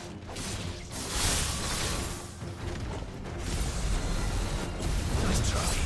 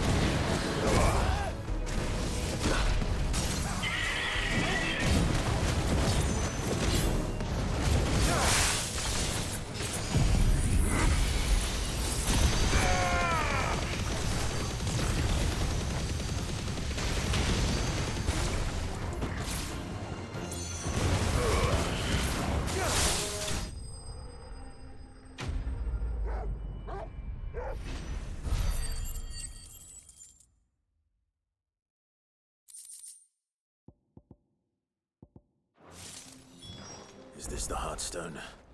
I expect Lady Goddard.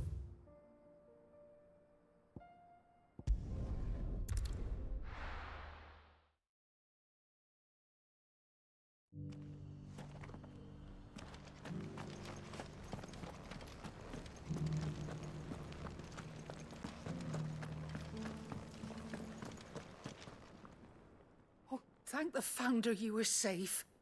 The Griffin is slain then? And the Heartstone claimed.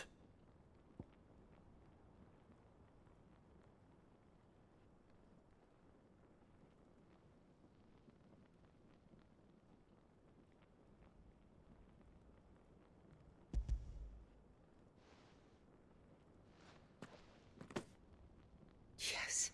This radiant luster, like frozen flame, is just as your father described it. Thank you, my lord. Your grace. Your father would be so proud. Lady Goditha, the lapidary is ready. Thank you, Cyril. I will be with him shortly. If you would excuse me, I shall have the stone cut and set forthwith.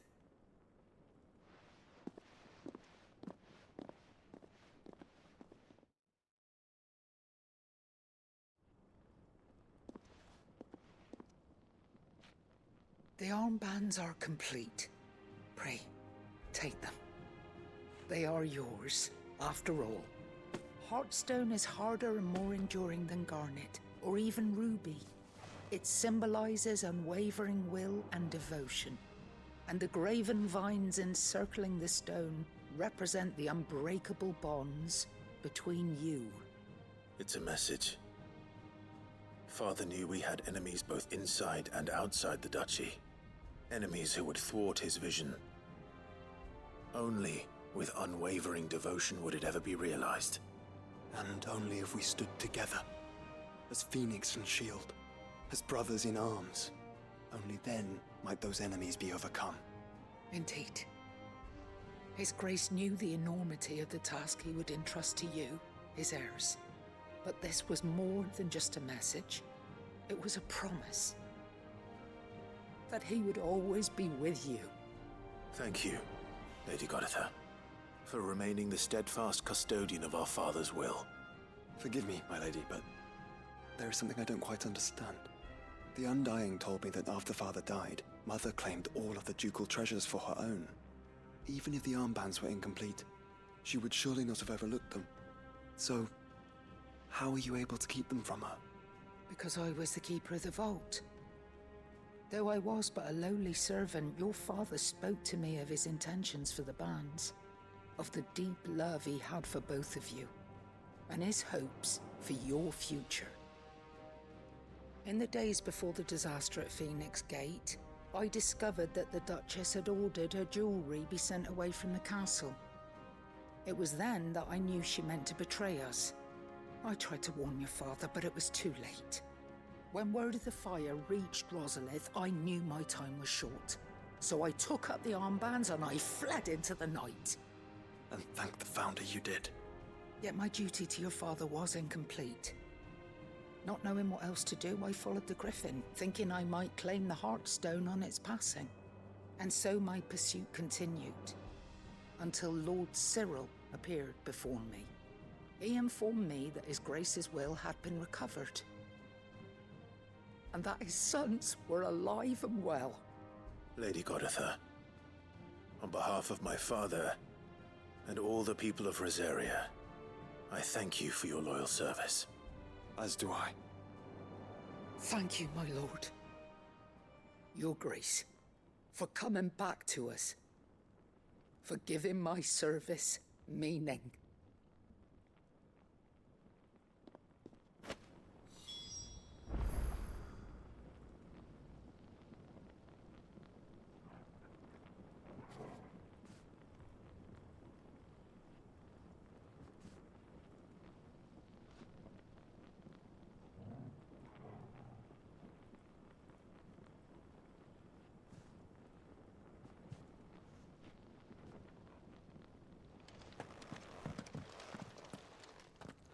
The bands suit you well. It must be gratifying to finally receive the inheritance that was denied you for so long. It is. And we thank you for the part you played, Cyril. If you would permit me to play my part a little longer, might I suggest that you make your way to your father's memorial atop Hawk's Cry Cliff? Let him see that you have received his blessing, and that his vision lives on in you. I suppose it would be churlish not to. What do you say, Clive? Shall we pay Father a visit? I think we should. I was hoping to be able to offer him my thanks before we left for Origin. Your father's helm is enshrined there. It has been since the day we recovered it from Phoenix Gate. I prithee claim it. For it too is a part of your inheritance, and I do not doubt that your father would prefer it in your hands than perched upon some lonely rock. Thank you, Cyril.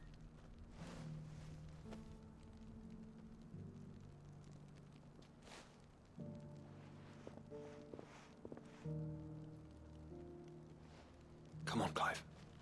He's waiting.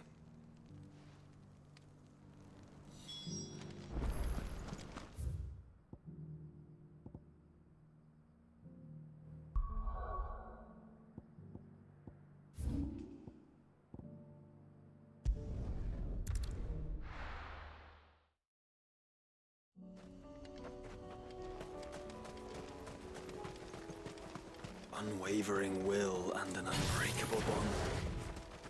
Do you really think we're strong enough? Save the world? Of course. We'll overcome Father's political enemies. That I'm most certain.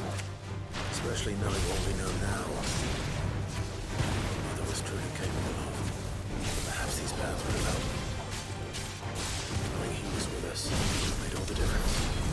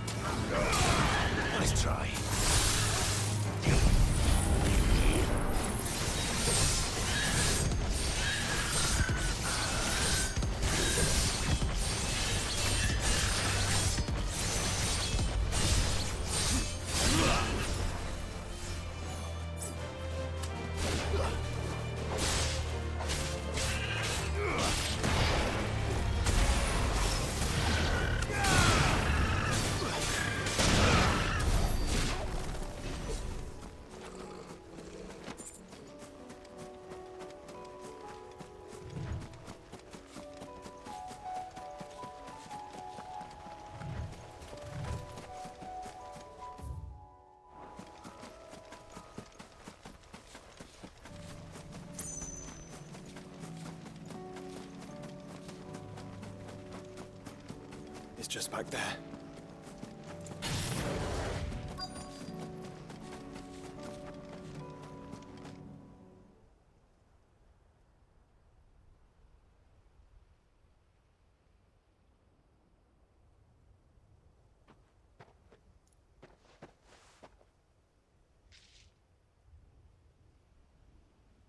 Father always fought for what he believed was right.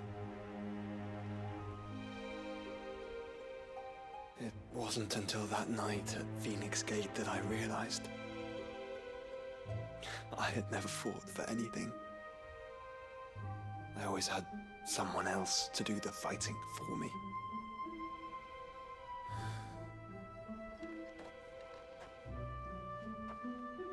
No matter how fate conspired against him, he never lost heart, never looked back, never stopped fighting. To me, he was the greatest of men. And I've been trying to live up to his ideals ever since.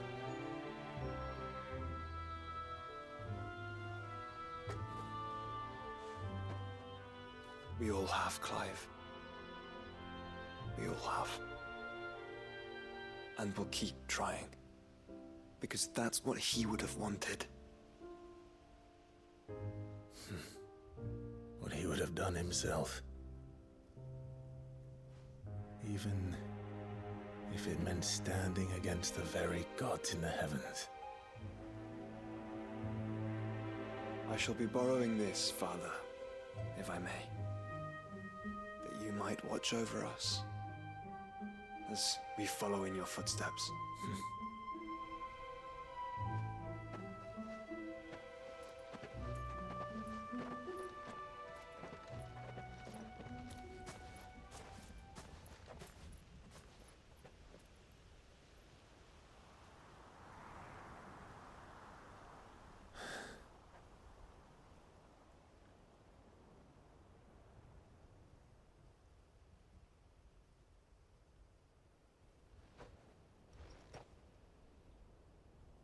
We won't lay you down.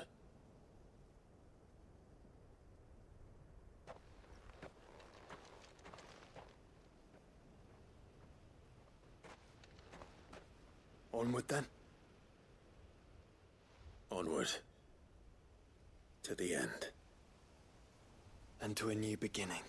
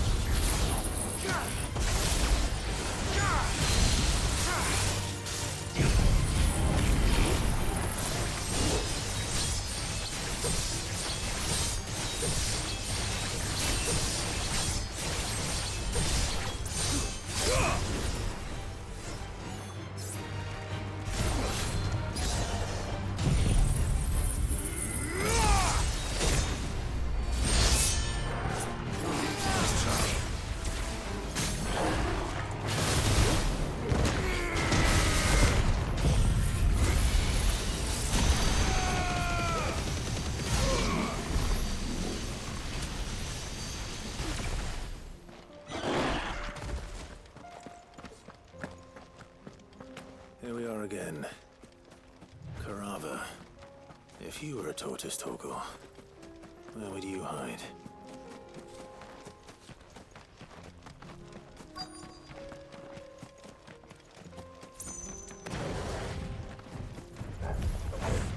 It looks like we found him.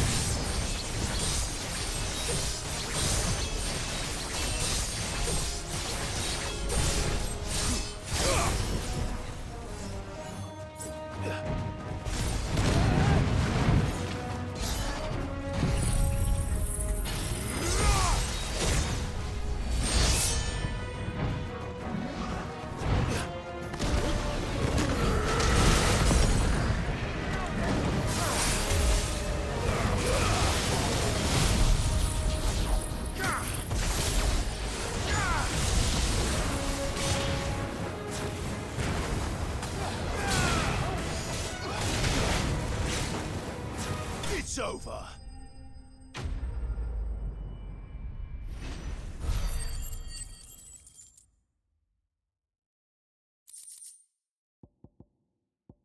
I better get these materials to Mid so she can finish her prototype.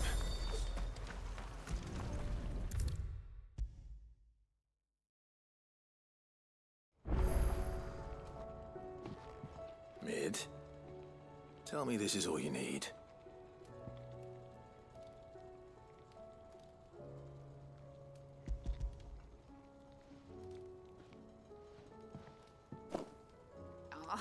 You make it sound like I asked you to save the world or something. Tell me this is all you need. It's most of what I need. After you left, I went over the figures again, and I realised I'd forgotten a 1 and a 0. And a cogwheel. Just a tiny one. Though, that's the problem. Gears that small are a bastard to make, and I may have lost the one Blackthorn spent a fortnight toiling over. wait. The children. When they took apart your scales, there was a tiny brass gear. Now that I think about it, they didn't use it when we put the scales back together. The young'uns? But why would they... You know what? I don't want to know. I'll keep working on the model. You go and find that cog.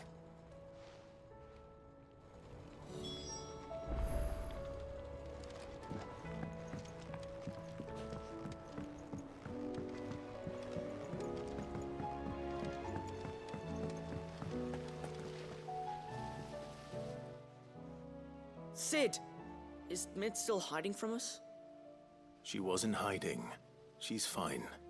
She's just busy working on her next project. A new invention? What is it? What is it? Is it an airship? I bet it's an airship! Do you think she'll let us help? That just so happens to be why I'm here. She needs something special, something only you three can provide. A brass gear. A tiny one. One that might fit on, say, a set of scales? Oh, the one you forgot! We remember! We saved it, just in case. It's in the bag of bits. Since your lesson, we've been disassembling, then reassembling everything we can find. All the pieces that are left over, we keep under our beds, just in case. That's good to know. Look! I found it!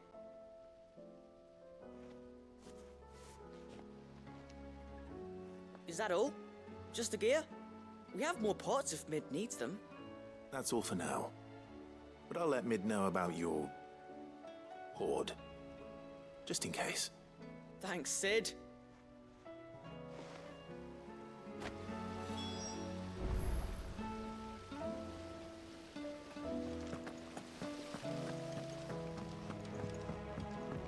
Has Midadol mentioned a new project yet?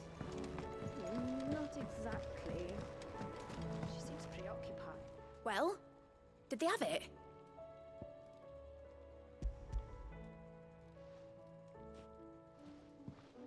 They did. And they kept it somewhere nice and safe. Will it work? Will it work? He's perfect! You're a genius, Clive. What exactly are you going to use it for? Only the most important job of all. The wings aren't going to move on their own, but with the right cog in the right place.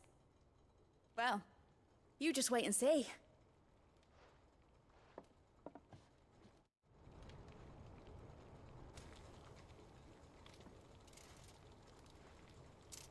That should do it.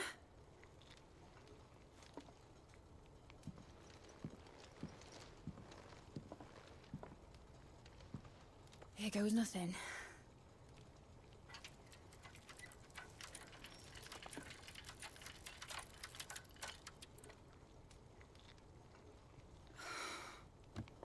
Titan's tits.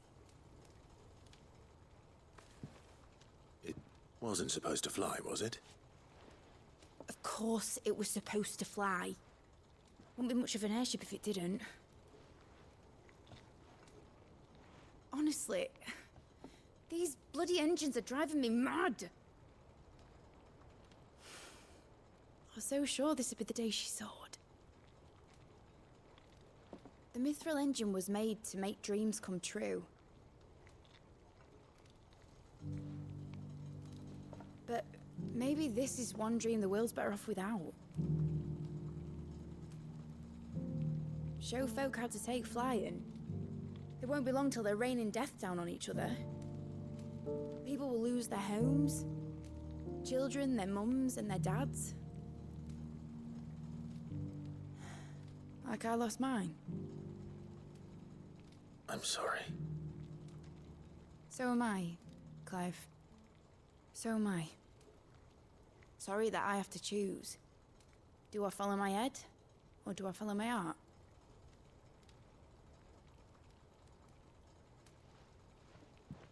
Good question. The first time I stood on the deck of your ship, felt the wind in my hair. It was like I was flying. But imagine how it would feel to actually do it. My dad always said there were two ways of living life. Chasing a dream or shuffling to your grave. And he were right. Right about a lot of things. Not that I like to admit it. People need dreams to chase. Especially in a world like this.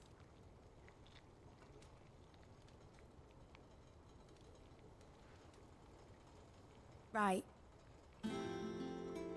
When this is over, I'm gonna take all my Mithril engines to Zemeckis and sling them over the edge. I won't have my dream end up turning into someone else's nightmare. But all that hard work... All that hard work will not be used for war, Jamie. But it ain't like it'll be gone. Tell me, Clive, have you ever been on a treasure hunt? Not since Joshua and I were boys. Why do you ask? Because I'm gonna bury the engine schematics and leave behind a little riddle telling people where to find them. A really hard one, so that only the most dedicated dreamers will ever be able to work it out.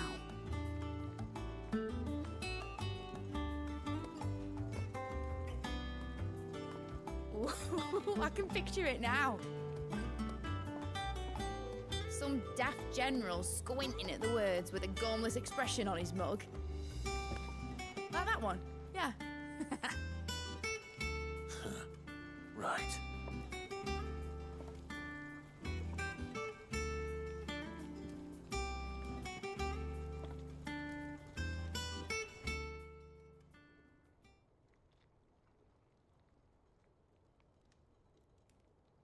course, if I'm putting this engine at the end of a treasure hunt, I'll still need to make it a treasure worth hunting for. Won't be much of a prize if it couldn't even make a toy boat fly after all. My dad always said, dream big. But it ain't the size of a dream that's important, is it, Clive? Only that it's a good one. And I reckon I've got a fair few good uns left in me. I'm sure you do.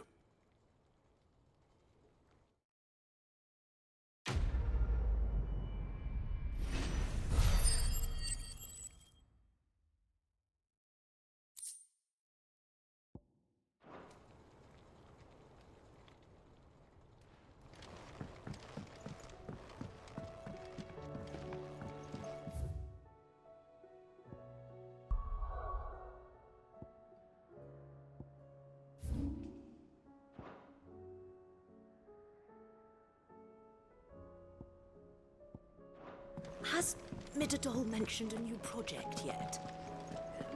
Not exactly. She seems preoccupied.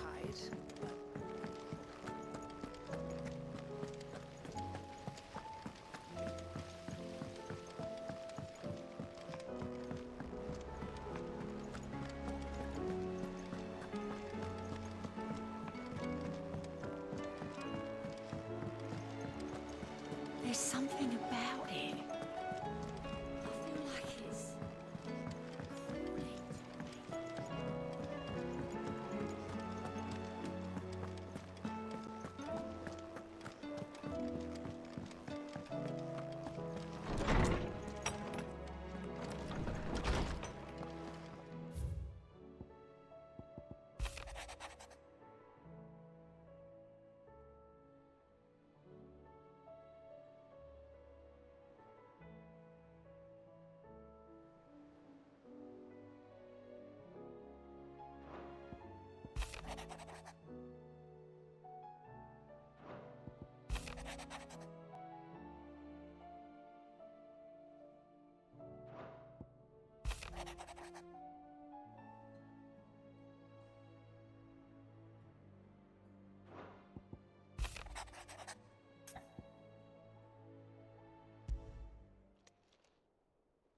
If Joshua's worried about Jill, I should go and speak with him.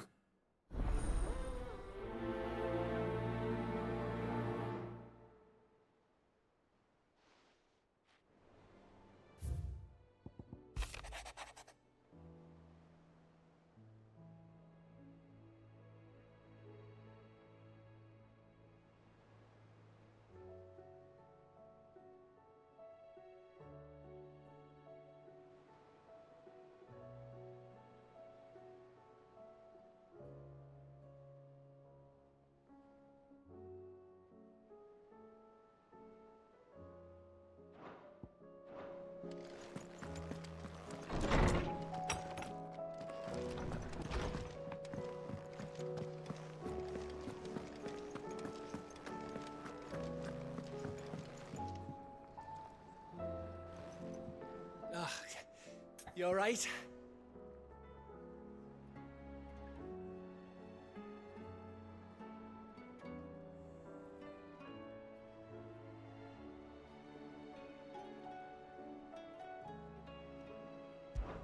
Something troubling you?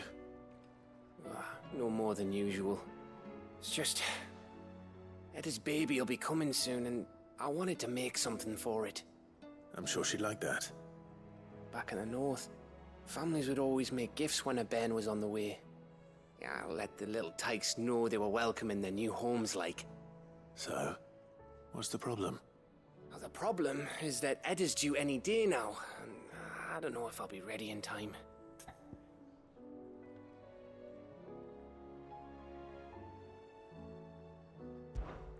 Is there anything I can do to help? You know, there just might be. All right then. What exactly are we making? A good luck charm. But not just any good luck charm. Not just any. No. One made from the feather of a silver chocobo. There's nowt luckier in all the realm, or so we used to say back home anyway. Thing is, they're hard to come by. Had Otto and Karen check with their suppliers, but nothing. I'd try and track one down myself, only... Only the big day is fast approaching. And that's all you need. A feather. That or the bird whose horse it's attached to, aye. I was gonna start by asking around with traveling traders plying the northern borders. Well, there's no shortage of those passing through Martha's. I think I might make that my first port of call. I'll let you know if I find anything. You're a good friend, Clive. I won't forget this.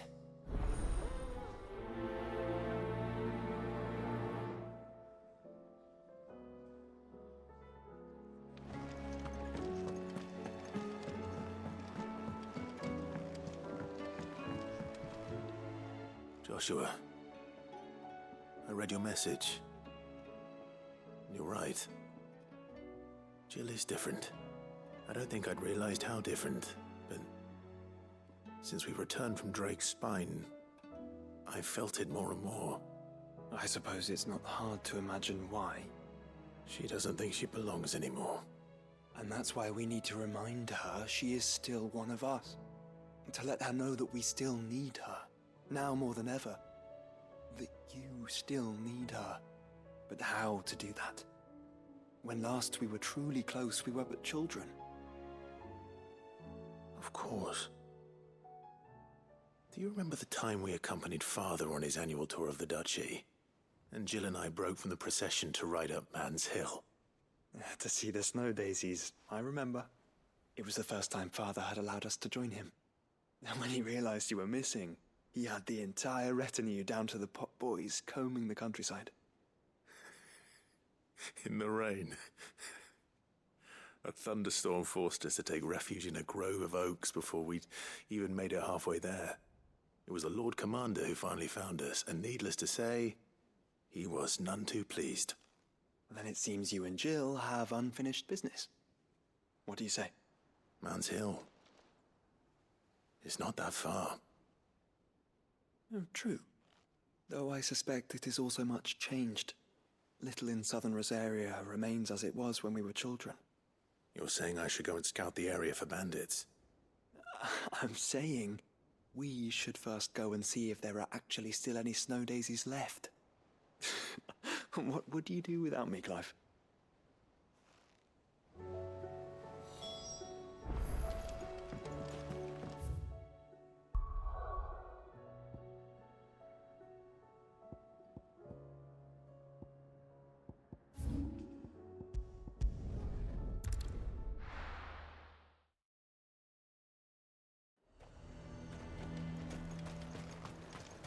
The garrison is threatening to pull their sentries from the markets if we don't cooperate. I would speak with this Duke about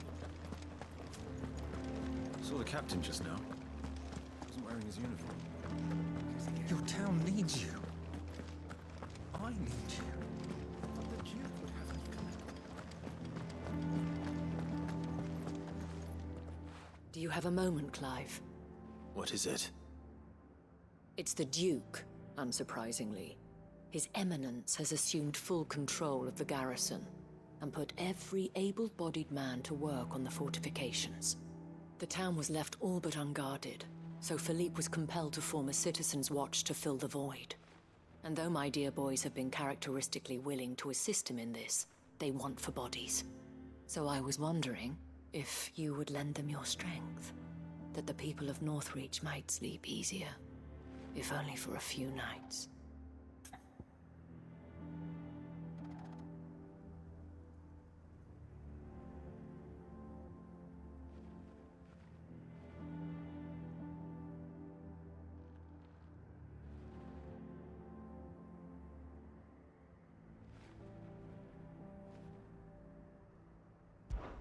Of course. Whatever you need. Thank you, Clive. What would I do without you? Philippe told me he had men stationed at... Where can I find the mistress of this establishment? Here, my lady. To whom do I have the pleasure of speaking? My name is Sabine, and it is my displeasure to be the daughter of the Duke of Oriflamme, who I understand is causing you and your town no small amount of trouble.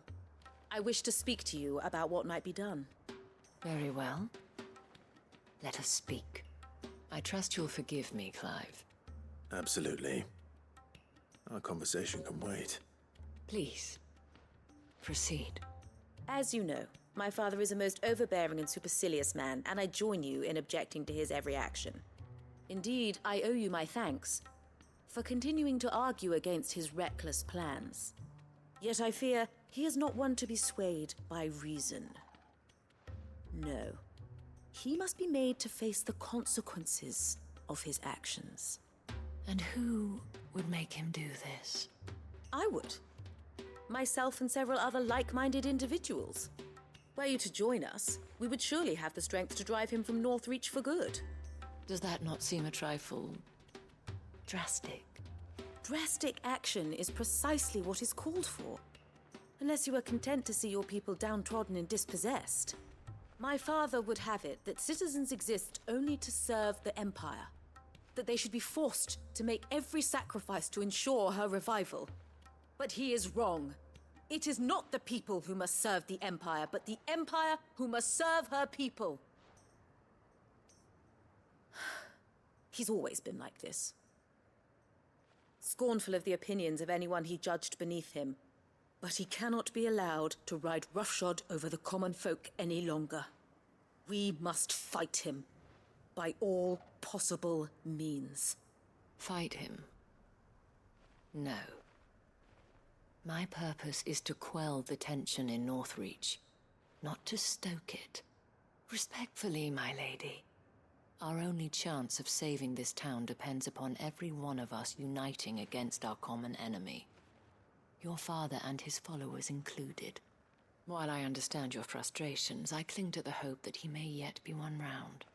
False hope, I assure you. But I see that your mind is made up. I shall bother you no longer. If you will extend me the same courtesy, I bid you good day. She certainly has spirit. Indeed. But unfortunately for us, that spirit is only likely to harden the Duke's resolve, which may be enough to seal the fate of this town. Not that she cares. This is all about her and her father. Families. I'm sorry, where were we? Ah, yes. I was about to tell you of Philippe's plans for the town watch, but perhaps it's better that you heard them from him. I believe he's in the market, if you'd be so kind as to seek him out. Right away. It's just a pity I cannot join you. I'd like to see the two of you in action together.